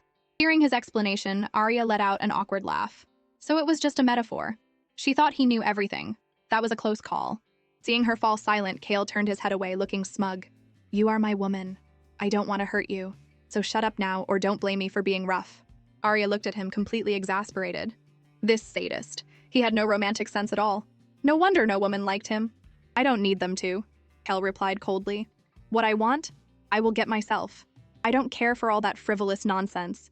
Hearing his words, Arya fell silent. What had this man been through to become like this? The butler and servants were waiting at the door. When they saw Arya, they were stunned. The young master never let women get close to him. Why had he brought this girl back again? And they both looked so disheveled. They looked at Julian for an explanation. What's going on? Don't ask me, I don't know. He stormed past them. Inside the villa, the butler was applying medicine to Arya's wound. Miss Arya, I can see that our young master cares for you very much. He can be a bit stubborn and cold, but if you just go along with him, he will treat you very well. Arya found her a bit long-winded and replied perfunctorily, I know. Miss Arya, the young master is a very loyal man. He's a germaphobe, and most women can't even get near him. You are the first woman I've seen him be so close to, so please, will you consider our young master? She then turned and left. After she was gone, Arya thought, do I even have a choice? He's brought me to his home. I can't exactly say no, can I? Just then, she noticed a handgun on the table. It was the one he had given her for self-defense. As she was staring at it, Kale walked in. What are you smiling at? Arya picked up the gun. I was just thinking about that day. It was my first time using a gun. My aim was terrible. Yes, it was, Kale said frankly. If you couldn't turn invisible, you would have been a goner. So you knew all along. She was also puzzled by how casually he said it. A normal person would have been shocked to hear about something like that. Seeing her dazed expression, Kyle asked, Want to learn how to shoot? I can teach you. Arya raised an eyebrow. I thought you would say something like, My woman is protected by me. She doesn't need to use those things. I will protect you, Kyle replied. But I want you to be able to protect yourself. If you can turn invisible and have some basic shooting skills, you'll be safe no matter what. Arya paused. This man did have some sense of logic sometimes. At the shooting range, Arya got close to him and said playfully, Hey, how old are you? Are you much older than me? Can I call you old man? I'm older than you, but not that much older, he replied. He fired a shot. It hit the bullseye. Arya turned into a little fangirl, grabbing his arm and shaking it. Wow, all bullseyes! I didn't know you were so good. Kale looked at the fawning Arya with a doting expression. It had been a long time since anyone had been this close to him. He was at a loss for what to do. Let me try, Arya said, tugging at his arm. Kyle was still in a daze and didn't hear her. Seeing him unresponsive, Arya looked up. What's wrong? Nothing, Kyle said, turning his head away stubbornly. He handed her the gun. Take a shot, let me see. Arya looked at the gun in her hands. It still felt so heavy. Kale watched her, lost in thought. How long had it been since his mother died that someone had been this close to him? Everyone else saw him as a monster and didn't dare to approach. Those who did get close met with mysterious deaths. It had been so long since someone had stood beside him without fear. He had been like a wandering ghost in the night, drifting alone in solitude, until he met her. The words she had said to Zane Vesper were like a beacon, illuminating his dark and lonely life. He didn't understand what love was. but when he wanted something, he would get it with his own 2 hands. Kale wrapped his arm around Arya's waist and supported her hand. Your arm strength isn't enough and your stance is unstable. The hand holding the gun is shaking too much. Arya sighed. So basically, I'm not cut out for this. Kale leaned in closer. But you have to learn. This world is full of enemies. You need to be able to protect yourself. Kale's sudden closeness made Arya blush. They say your experiences shape your worldview. What had he been through? Did he, like her, carry a secret he couldn't share? Seeing her lost in thought, Kale said coolly, "Focus! Shoot! Okay!" Arya replied, her face still red. She fired a shot. The recoil sent her stumbling back right into Kale's arms. Kale clutched his chest, breaking out in a cold sweat. Arya was horrified. "I'm so sorry, did I hit your wound?" Kale turned his head away. "I'm fine." Arya was filled with guilt. "You're injured, you should be resting. I shouldn't have asked you to teach me how to shoot." "Are you trying to show me you care?" Kale asked coldly. "What do you mean, show you? I am worried about you," she retorted.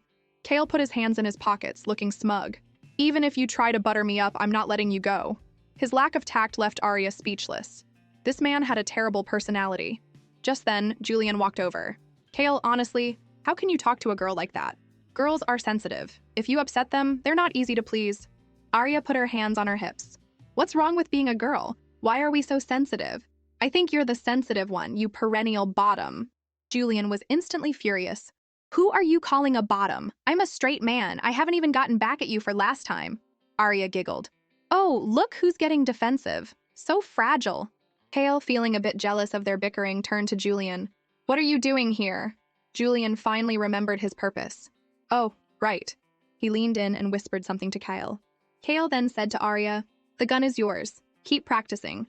And don't even think about running away." He turned and left. Arya watched him hurry off. Did something happen? Why is he in such a rush? Julian walked over to Arya. "That's Kale's personal sidearm. It has the longest range of any current handgun and comes with a built-in silencer. Because of the materials, even we've only managed to make a few. The fact that he's giving it to you, you should think about what that means." Arya looked at the gun in her hands, confused. What did he mean by that? "So, a kidnapper gives his captive a gift, and the captive is supposed to be grateful?" she said coldly. Julian looked at her with a helpless expression. "I know you think he has a personality problem, but Kale has been through a lot.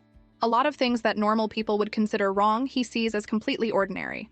I hope you can be a little more understanding." Arya teased. "I just realized, you're the one who's truly in love with Kale, aren't you? So why aren't you two together? Is it because of societal pressure? Or are you the type to make a noble sacrifice, loving him from afar, and now that you know he doesn't love you back, you're trying to help him find happiness?" Julian stomped his foot in frustration. "What are you talking about?" Arya quickly backed away. "Ha, you really are the best bottom ever. What are you running for? Aren't you going to practice?" Julian yelled after her. "Nope. I never wanted to learn how to shoot anyway. My world is different from yours." Inside the villa, Arya heard voices coming from a room. Curious, she peeked inside. Lars was sitting there with a beautiful young woman. Arya was about to eavesdrop when Julian walked up. She whispered. Inside the room, the girl said shyly, "Hello, Mr. Kyle." Lars smiled. "Mr. Kyle, this is my daughter, Freya. She's 23. My family rarely does business with outsiders, especially on this scale. If we can't become family, it's hard for me to feel at ease." Kyle's face was a mask of indifference. Arya thought, so that's why he was so nasty before and tried to make me leave Kale. He was trying to push his own daughter on him. Kale, who knew Arya was at the door, said coolly, "Stop eavesdropping. Have you mastered shooting yet?" Arya walked into the room. "No, I'm tired. I don't want to practice anymore." "So delicate," Kale muttered. Freya stood up. "Shooting? I know how to shoot. The women in our family learn from a young age. Are you interested in shooting, Mr. Kale? We could have a competition at the range." Kale looked at her with disgust and pushed her hand away. "You're dirty." Freya's face flushed with shame. "What did you say?" Julian quickly stepped in to smooth things over. "I'm sorry, our young master has a severe germophobia. He doesn't like being touched by strangers." Freya looked like she was about to cry. "It's all right. I know Mr. Kale and I are still strangers. We can take some time to get to know each other." Arya stood silently to the side, thinking, what a resilient woman. She can even tolerate that. She must be destined for great things. If it were me, I would have slapped him by now. Lars stood up. "Why don't we talk about business first? Freya, why don't you go take a walk around?" Kale didn't object. He turned to Arya. "You watch her. Don't let her wander off." "Why me?" Arya said reluctantly. She then turned and said coolly, "I'm sorry, but I just got here myself. I'm not familiar with the place, so I probably can't help you." He drags me here against my will and then expects me to do his chores. In his dreams. Freya looked at Arya with hostility. Arya didn't give her an inch and walked straight to her room. "Wait!" Freya called out. Arya stopped. "I'm sorry, Miss Freya, I'm not familiar with this place. If you need help—" "Leave Kale," Freya interrupted coldly. Arya was speechless. Where did this overly confident woman come from? Inside, the men were discussing business. Lars went on and on about the details of the collaboration, but Kyle was distracted, his attention focused on Arya, completely uninterested in what Lars was saying. Kale glanced back at Arya. He couldn't hear what they were saying, but something felt wrong. He saw the two of them walk off together. Kale felt a pang of worry and quickly stood up to follow. Julian stopped him. "It's better if you don't go now. Let the two of them talk it out. You can take this opportunity to see how Arya reacts. See if she gets jealous for you." Lars frowned. "Let the young girls handle their own affairs. Why are you two so concerned?" Kale completely ignored them and walked straight out. In the back garden, Arya said impatiently, "There's no one here to bother us. Say what you want to say." Freya's demeanor instantly changed to one of cold arrogance. "I have nothing else to say, except that you should leave Kale. Otherwise, don't blame me for what I do to you."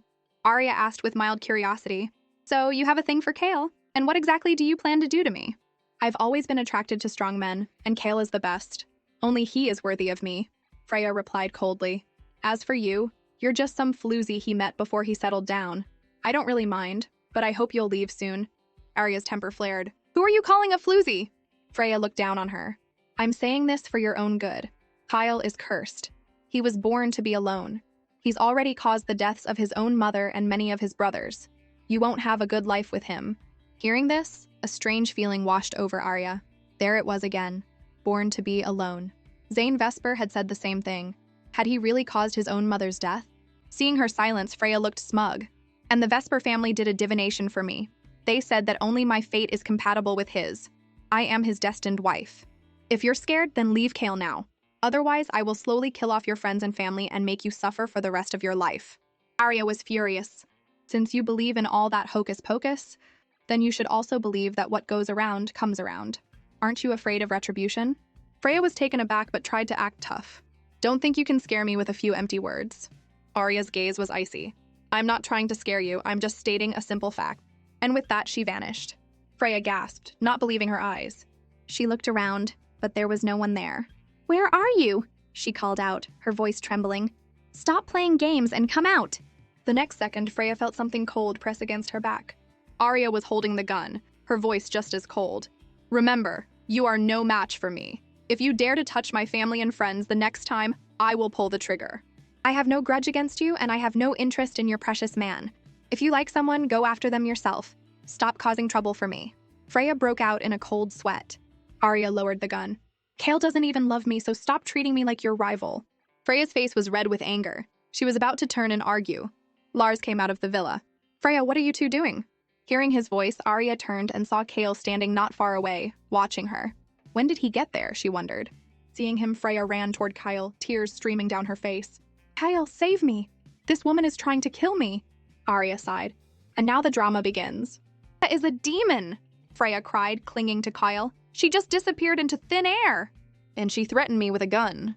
And she's so promiscuous. I heard from her colleague Mark that she's dating several men at once. Are you really going to keep a woman like that by your side?" After she finished, Kyle turned and retorted, "I told you you're dirty. Don't touch me. And don't you dare talk about my woman like that." He then slapped her across the face. Lars rushed to his daughter's side. "Mr. Kale! I kindly introduced my daughter to you, and this is how you treat her. I think our business deal is off." Kale was unmoved. "Don't think I don't know what you're up to," he said coldly. "Your mistake was messing with my woman. I will not forgive that." Lars supported his sobbing daughter.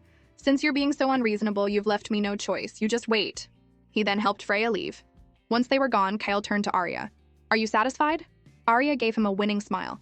"Heh, thank you. Very satisfied." "You're welcome," Kyle replied. "You're my woman. Of course I'll protect you." He then turned and left. After he was gone, Arya muttered to herself, "So unromantic, why is he so grumpy?" Julian, who had been watching the show, walked over. "So? Kale's not so bad, is he?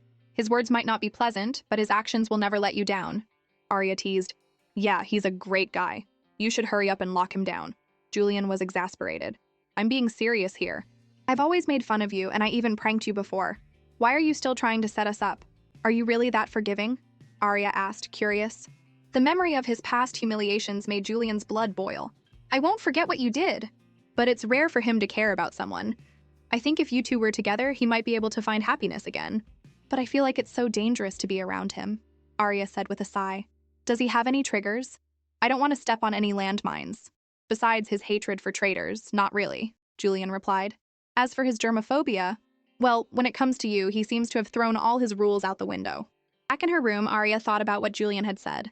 Kale wasn't so bad. He was handsome, rich, and even though he was grumpy, he was pretty good to her. And he seemed so lonely.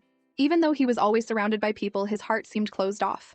The thought made her feel a little sorry for him, and saying that he caused his mother's death was just too cruel. Arya opened the door to her bedroom and was startled. What are you doing in my room? Seeing her so territorial, Kale replied coldly, The entire villa is mine. This room is also mine. It doesn't matter if the house is yours, right now you are in my room, she retorted. Kale ignored her and pushed her onto the bed. I said you are my woman. Arya tried to struggle. Didn't you just say I wasn't your woman? I changed my mind, Kale said shamelessly. You are now. He then kissed her. Arya's heart raced, but the feeling wasn't unpleasant. If her partner was Kale, she might be willing. It was happening a bit fast, but she had to admit, she kind of liked him. After a passionate kiss, Arya asks, Kale, do you love me? Kale froze at her question. After a moment's hesitation, he replied, I don't love you. Arya was stunned. You don't love me, then why are you saying you want me? What do you take me for? You player. She started kicking and struggling. Seeing her resist, Kale leaned in close, his voice domineering. You are mine, I won't allow you to resist. Arya was speechless. You arrogant man, are you crazy? Just then, a gunshot rang out from outside. Kale got up. Stay in the room and wait for me. Don't come out without my permission. And don't even think about running away. I have men at all the airports and train stations. He then turned and left. After he was gone, Arya wondered what was happening outside. Just then, her phone rang. What's wrong, Jax? Jax's voice was frantic. Arya, Aunt Elena is missing! Arya jumped up and started getting dressed. What happened? How long has she been gone? You asked me to check on her from time to time, right? I went to see her recently, but she wasn't there and she's not answering her phone. Then someone sent me a message telling you to come back within 24 hours and find her yourself. Do you think it's a trap? I understand, Arya replied. I'm coming back now. Wait for me. She hung up and rushed out. She had to leave even if Kale tried to stop her. But as she stepped into the hallway, a large man blocked her path. You're Kale's woman? He said, his voice cold and menacing. Seeing him pull out a gun, Arya quickly understood.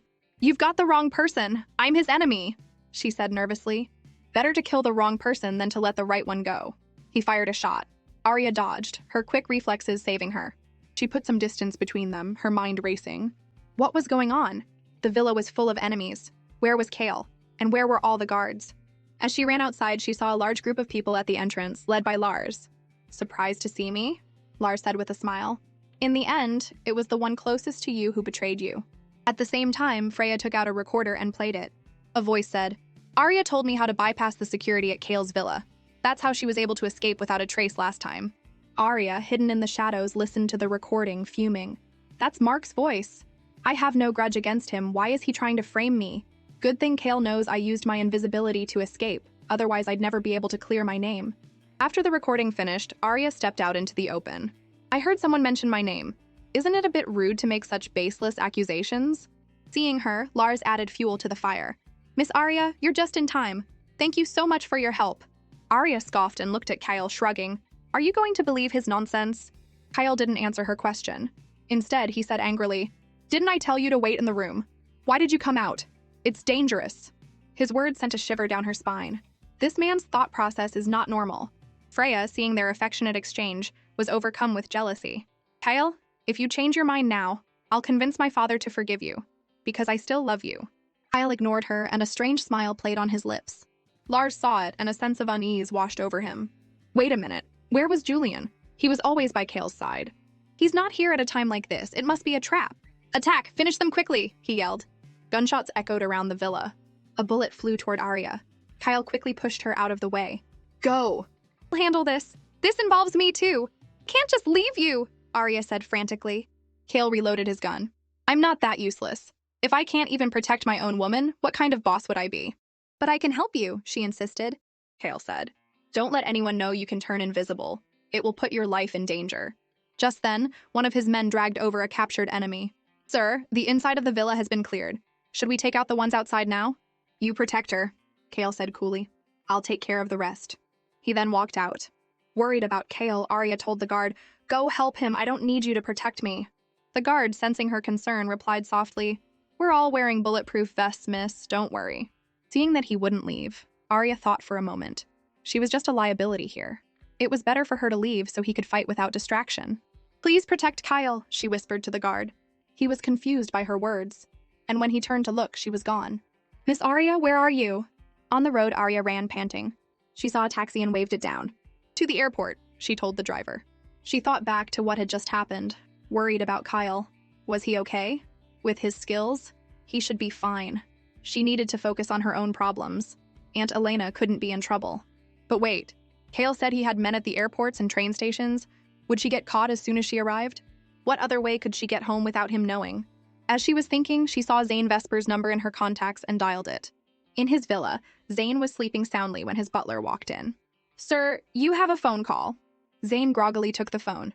Who is it? I'm sorry to bother you so late, Arya said nervously. Hearing her voice, Zane was instantly awake. It's you! I can't believe you called me. I'm so happy right now. His enthusiasm made her a little uncomfortable. How is your family? Is your father okay? Are you worried about me? Zane teased. Don't worry, he's fine. That's good, Arya said, a little disappointed. Actually, I called because I need a favor. I knew it, Zane said. Go ahead, little fox. What do you need me to do? Hearing him call her little fox sent a shiver down her spine. No way. Did he really figure out that I'm a fox? Why does the same nickname sound so different coming from him compared to Kale? After a moment of panic, she said nervously, I need your help. Can you arrange a way for me to get home?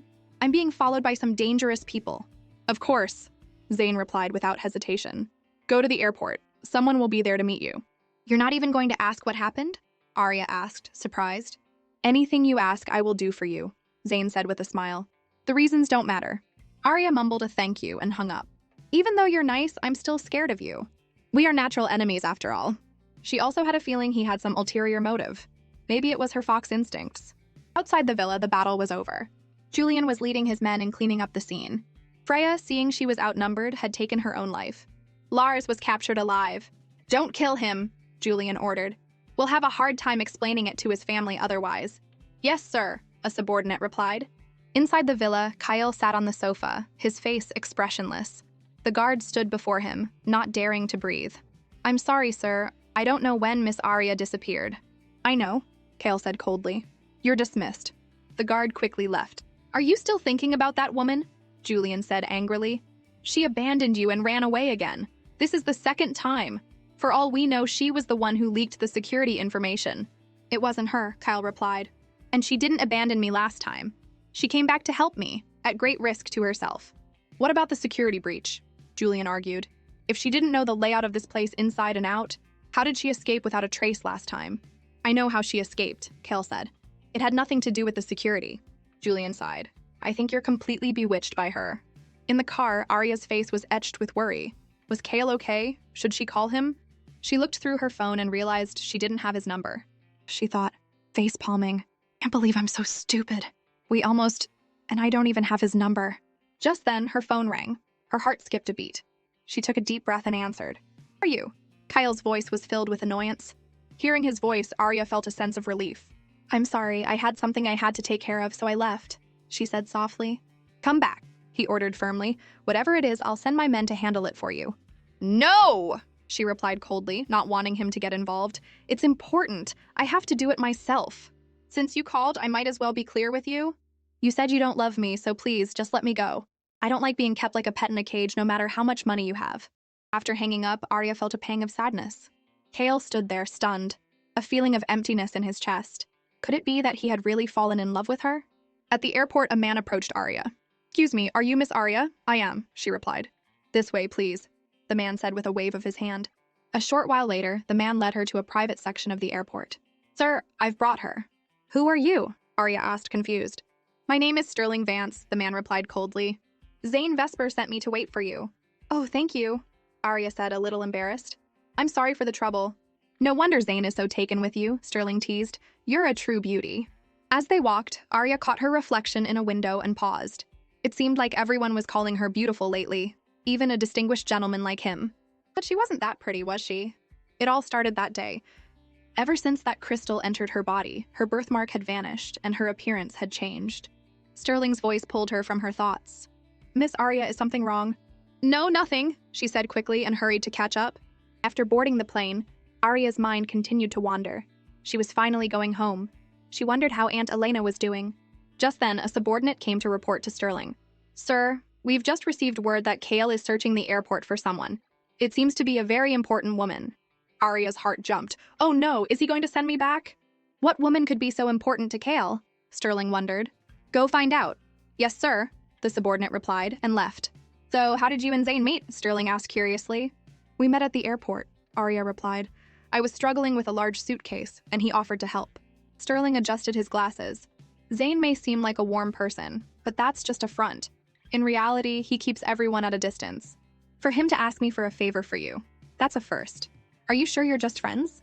Aren't you and Zane friends? Arya said coolly, not liking his probing. If you want to know, why don't you ask him? Maybe he'll tell you why he's so interested in me. I'm sorry, I'm a bit tired. I'm going to go rest. She then stood up and left. Sterling watched her go, a thoughtful expression on his face. A cunning girl. It's not easy to get anything out of her. Back at the main terminal, an airport official was explaining to Kale, I'm sorry, Mr. Kale, we really don't know where the young lady is. She left from a surveillance blind area. Hearing the words blind area, Kale paused. Could it be him? Prepare the plane, he ordered. I'm going to Serafina City first thing in the morning. At the Serafina City airport, Arya said, Thank you for bringing me back. I hope we'll meet again. Seeing her in a hurry to leave, Sterling handed her a business card. If you run into any trouble in Serafina City, you can call me. I can handle most problems. Arya took the card and joked, You're giving me your personal contact information? Aren't you afraid I'll sell it for money? Sterling pushed up his glasses. I don't mind. Whatever you do, I'll just get it back from Zane. Hearing him use Zane as a threat, Arya sighed. This guy knew her weakness, threatening her with a celestial master. You're a sly one, she said with a nervous smile. Takes one to know one, Sterling replied, crossing his arms. After Arya left, Sterling ordered his subordinate, Follow her. Yes, sir. At Aunt Elena's house, Arya asked Jax anxiously, You've already called the police? What did they say? Jax sighed. They came and took a look. They said there were no signs of a break-in or robbery, and no signs of a struggle. So it's hard to say if something happened to her, or if she just left on her own. Arya glanced around the room. No, someone's been in here. They were looking for something. How do you know? Jax asked, puzzled. Everything looks neat to me. I know Aunt Elena too well, Arya said seriously. I know her habits, how she arranges her things. I have it all memorized. Hearing this, Jax remembered something. Oh, right. I got a threatening phone call later. They said if I called the police again, Aunt Elena would be in danger. They even let me hear her voice. They said you have to handle this yourself. Arya fell silent. Aunt Elena had always lived a quiet life. The only danger she was in was knowing her, a silver fox. This was probably about her. Did they say where I should go? She asked. Are you really going to go? Jax exclaimed. It's too dangerous. Just then, Leo burst in. Arya! You left for a business trip without a word and now Aunt Elena is in trouble and you don't tell me? Do you even see me as your brother anymore? His anger scared Arya, and she trembled. Jax quickly defended her. Leo, calm down. Arya was just trying not to worry you. I'm sorry, Leo, Arya said nervously. I might actually need your help this time. Jax, where's the meeting place? Jax sighed. Tonight at 1013 Cypress Road. Arya turned to Leo. Can you get me a pair of night vision goggles? The kind that lets you see in the dark. I can, Leo replied. Good. We'll make our move tonight. After I go inside, you need to find a way to cut the power to the house for a little while. 10 minutes should be enough. Are you sure this plan will work? Leo asked doubtfully. What can you do in just 10 minutes? Don't worry, Arya said confidently. Just trust me. My men are nearby, Leo said. If things go south, signal me immediately, you hear? Arya glanced at the dagger hidden in her sleeve. I know. After 5 minutes, remember to cut the power, but a villa like this will have a backup generator, so you'll have to cut it again. As she approached, she was on high alert. Who had kidnapped Aunt Elena? The door suddenly opened. Arya was startled by the person who opened it. Come in, the old man said. Arya's face was a mask of indifference. Is this old man a human trafficker? Once inside, the old man gestured for her to continue. But when Arya saw who was waiting for her, she was stunned. You? Meanwhile, Sterling's subordinate was reporting, Sir, we've looked into that woman, Arya. She's an ordinary reporter for the Daily Breeze. The reason she came back in such a hurry is because an elderly relative named Aunt Elena has gone missing. Sterling was puzzled. An ordinary reporter had two powerful men like Zane Vesper and Kale wrapped around her finger? She was beautiful, yes, but Zane and Kale were not men who were easily impressed. Was there something else special about her? Sir, she has somehow managed to escape from Kale twice. That is very unusual. Indeed it is, Sterling agreed. Find her. I like a woman who can play games with Kale. Yes, sir. Arya, I can't believe it's only been a few days and you've gotten plastic surgery and become so beautiful. No wonder you were able to win Evan back. Arya was not pleased. I haven't seen Evan since that day. Who did he get back together with? Don't play dumb. If it weren't for you, why would he have left me? Arya finally understood. So he dumped you. But that has nothing to do with me. I'm here for Aunt Elena. Where is she? You're too late, Sabrina said with a smile. We already got rid of her. She was calling your name until the very end, Arya, save me. Arya was speechless. Please, if you're going to lie, at least make it believable. Realizing Aunt Elena wasn't here, she asked coldly, why did you lure me here? Seeing that she had been found out, Sabrina dropped the act. I lured you here to get rid of you. If I can't have him, neither can you. I don't want a loser like him. Only you would treat him like a treasure, Arya said, bewildered. You're willing to harm me for a man like that? Don't you think that's pathetic? Just then, the room was plunged into darkness. What's going on? People shouted. Go turn on the backup generator, someone yelled. The lights came back on. The men turned and saw Sabrina and gasped. Arya was holding a dagger to her throat. Everyone, back off, or I can't guarantee her safety.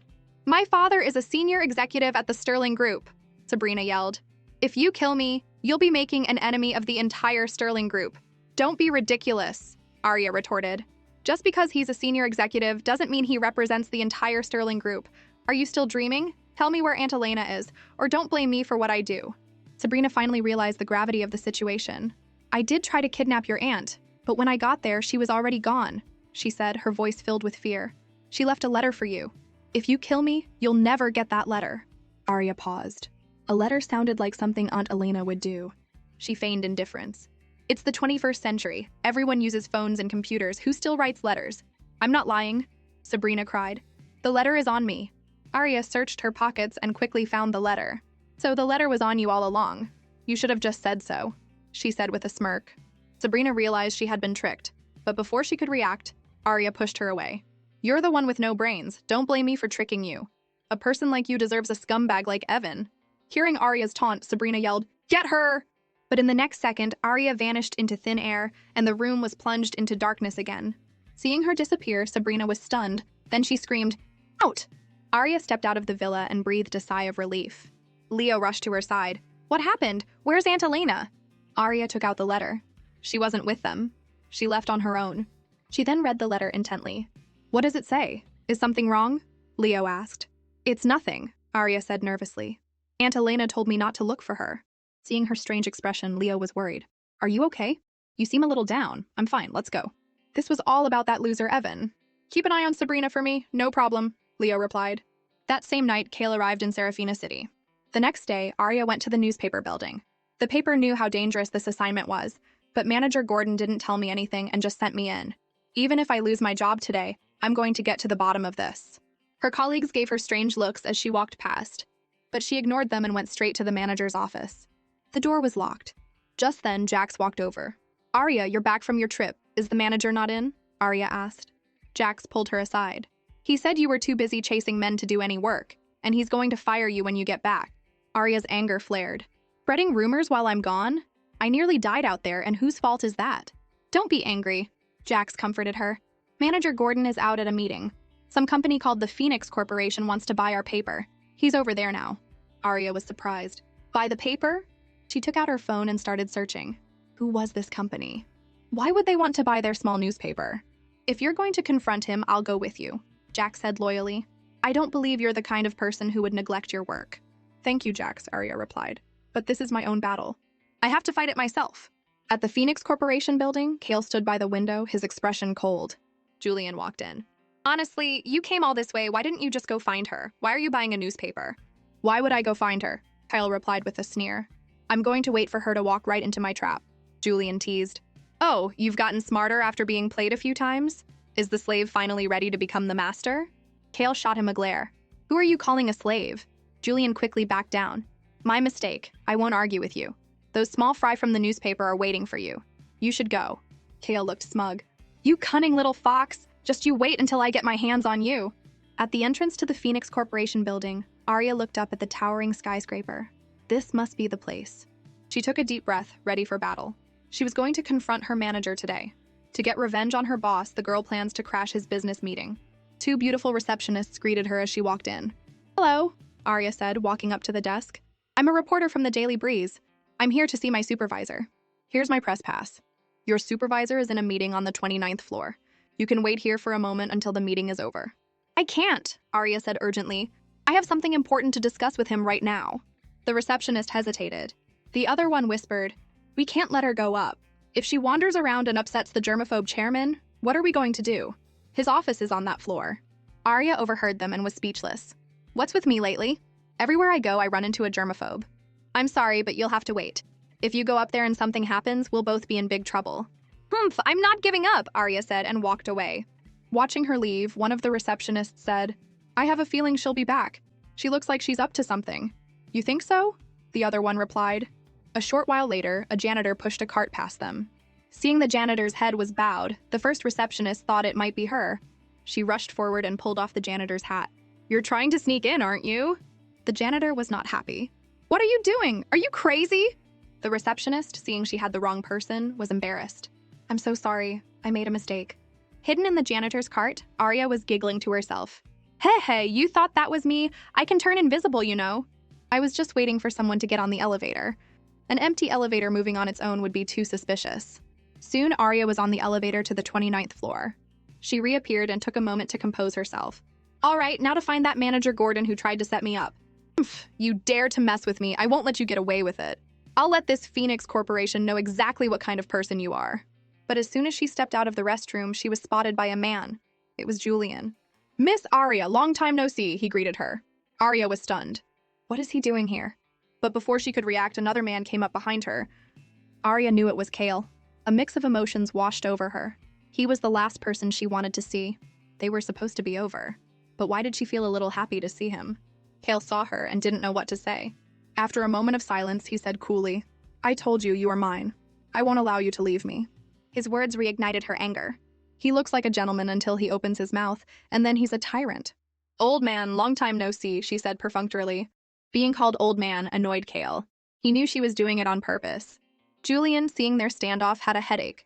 These two are like a pair of 3-year-olds. "So what's your story?" Seeing him try to force a confession, Arya started to act cute. Sob, the old man is so scary, he's bullying me." "Speak normally," Kale said coldly. Arya immediately dropped the act.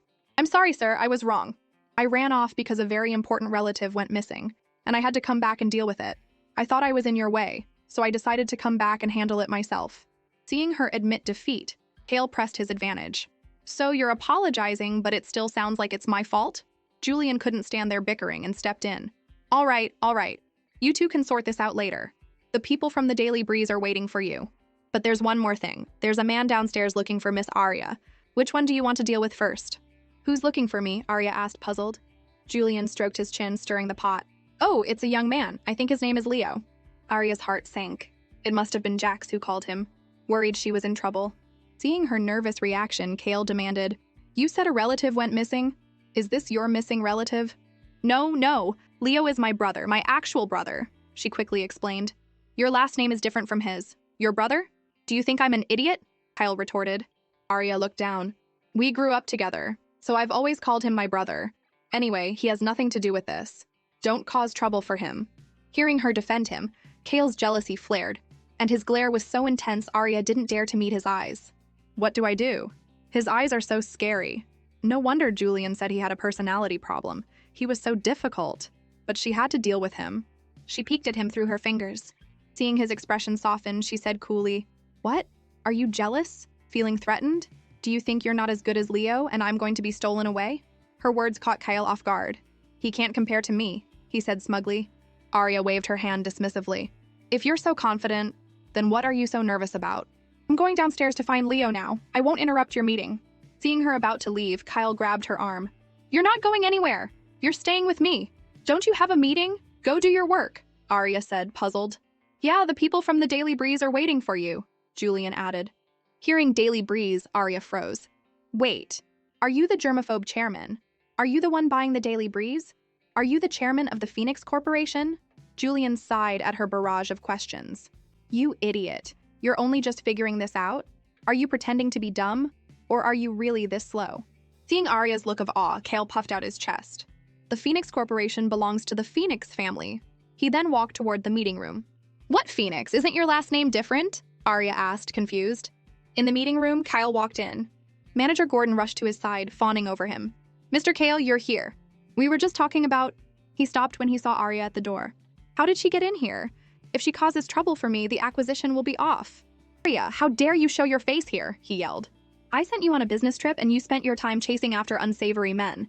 You've brought shame on our newspaper. Arya was stunned for a moment. Then she burst out laughing. Did you hear that? Arya said, looking up. He said you're an unsavory man. Manager Gordon, realizing she had turned the tables on him, stammered. What are you talking about? I wasn't talking about Mr. Kale. I was talking about you. He trailed off, a thought dawning on him. Kale had flown in last night, and Arya was at work today. Could it be that they... As he was trying to piece it together, Kale waved his hand. She's not lying. I am that unsavory man. Take him away. Two of his men moved forward. Seeing them approach, Manager Gordon pleaded, Mr. Kale, it's a misunderstanding. I wasn't talking about you. Wait, Arya said, let's not be so rough. Hearing her intervene, Manager Gordon was moved to tears. Thank you! You truly are the best reporter at our paper. Just then, Arya took a USB drive out of her bag. Don't thank me just yet, Manager Gordon. What if I'm not trying to save you? She slammed the USB drive on the table. I have evidence that you deliberately concealed the severity of the situation and put me in danger. You can look forward to some jail time. She then waved and walked out. All right, you can do whatever you want with him now. As she left the meeting room, accompanied by the sounds of a struggle, Kyle followed her out. She turned and noticed his tie was crooked. She reached up and straightened it, then smiled. Kale, thank you. For what? He asked. For helping me get my revenge, she said shyly and turned to leave.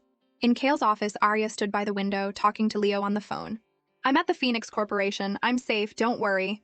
I'll explain everything later. After she hung up, Kale asked, Was that Leo? Yes, she replied. I was just letting him know I'm okay. Kale reached out and stroked her head. Don't leave me again, okay? Seeing his serious expression, Arya was at a loss for words. I'm just an ordinary girl, she said shyly. What is it about me that you're so obsessed with?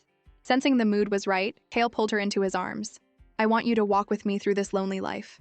The current head of the Vesper family once predicted my fate. He said I was destined to be alone, with no family or love, doomed to a life of solitude. His words made her pause.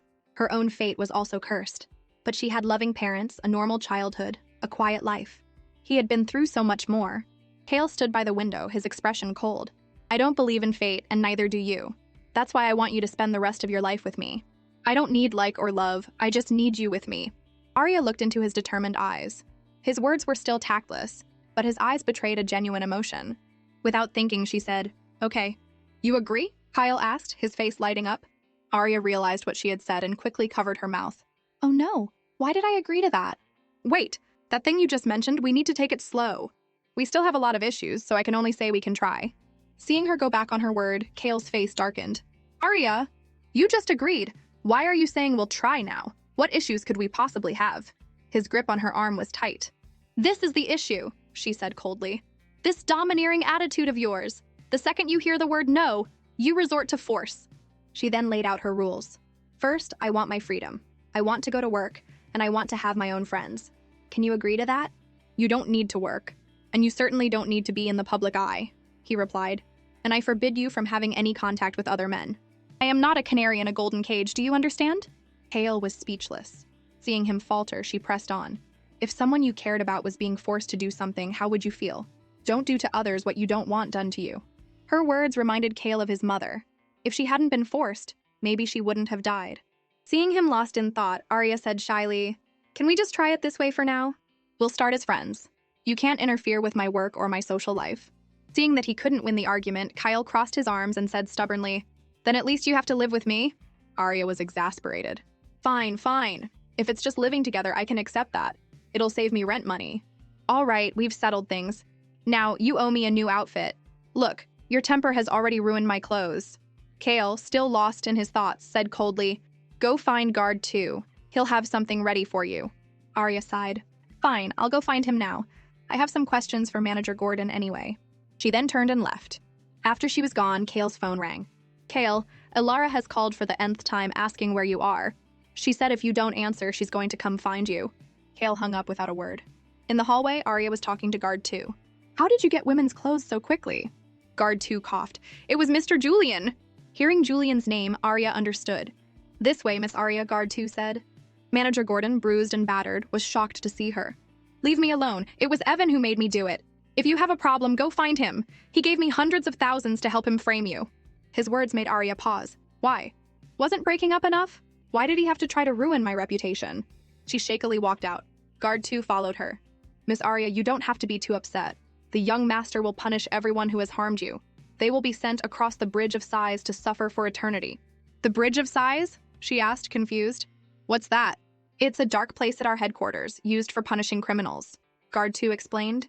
It's separated from the young master's castle by a single bridge.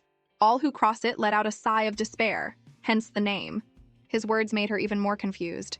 The Bridge of Sighs? Punishing criminals? Seeing her silence, Guard 2 explained. The young master has, to a certain extent, the power of life and death. It may be different from the world you're familiar with, but I advise you to get used to it, since you are the woman our young master has chosen. Arya was speechless. Fine, she said, take me to Julian. Arya burst into Julian's office. I have something to ask you. Julian, who was in the middle of some recreation, yelled, Get out! Arya blushed and stepped to the side. The woman with him, looking annoyed, stormed out. A moment later, Julian, now dressed, said, Miss Arya, please knock before entering someone's office. I'm so sorry. Arya apologized. I was in a hurry, but I really didn't expect you to be doing that in your office. Julian rubbed his neck awkwardly. So what? I'm not a germaphobe virgin like Kale. Now, what do you want? Oh, it's nothing. I just came to thank you for the clothes, and can I go see Kale now? Kale's in a bad mood right now, but you should be fine, Julian replied. What's wrong with him? Julian leaned in and whispered, I'll tell you this much. Your rival is about to appear. Be careful. Arya waved her hand dismissively. Don't worry, I don't even have a boyfriend, so I don't have any rivals. I'm going now. You should call that beautiful lady back. I can't stand to see you so unsatisfied. Julian was speechless with rage. Like, boss, like, whatever. You're just as difficult as Kale. Arya went to Kale's office. You're back, he asked, turning his head. I saw Manager Gordon, she said softly. And I heard some scary rumors about a Bridge of Sighs. They're not rumors, Kale said, standing up. They're true. Everyone who disobeys me will eventually cross that bridge. Arya looked up, meeting his gaze without flinching. So is that a warning to me? A smart girl should know that my words are not to be defied, he said coolly. His words made her pause. She could feel that he was giving her a serious warning. Be obedient, don't play any games. And now he wanted to tie her to his side. But she was the last of the Silver Fox clan. She would not be so easily controlled. I have a warning for you too, she said, pointing at him. Kale frowned. You're warning me? You heard me, she retorted firmly. I'm not some damsel in distress who will cower at your threats, and I'm not some gold digger who will cling to you just because you're rich and powerful. The more she spoke, the angrier she got.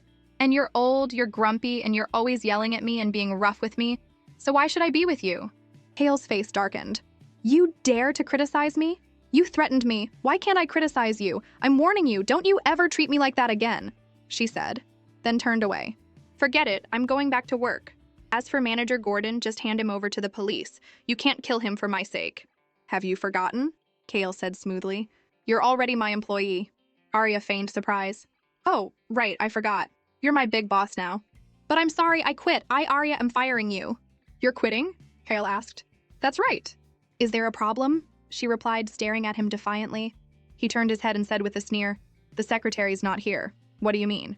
The secretary's not here, so there's no one to process your resignation. When will the secretary be back? I don't know. Arya sighed. This guy was probably going to exile his secretary just to stop her from quitting. So childish. Fine. She would deal with her resignation later. She turned to leave. Kyle watched her. A strange reluctance to let her go washing over him. He quickly caught her hand. Where are you going? He asked, his voice almost pleading. What are you doing? I have my own things to take care of, she exclaimed. You promised to live with me. Seeing his expression, she softened. Don't worry, I'll keep my promise, but you have to let me take care of my own business first, okay? He let go of her hand. She grabbed her bag from the table and rushed out. I'll be back tonight. Remember to move into my villa, he called after her, his voice unhappy. If you don't blame me for punishing you. He talks so tough, but his face is full of worry. Arya thought, how can he be so old and yet act like such a child?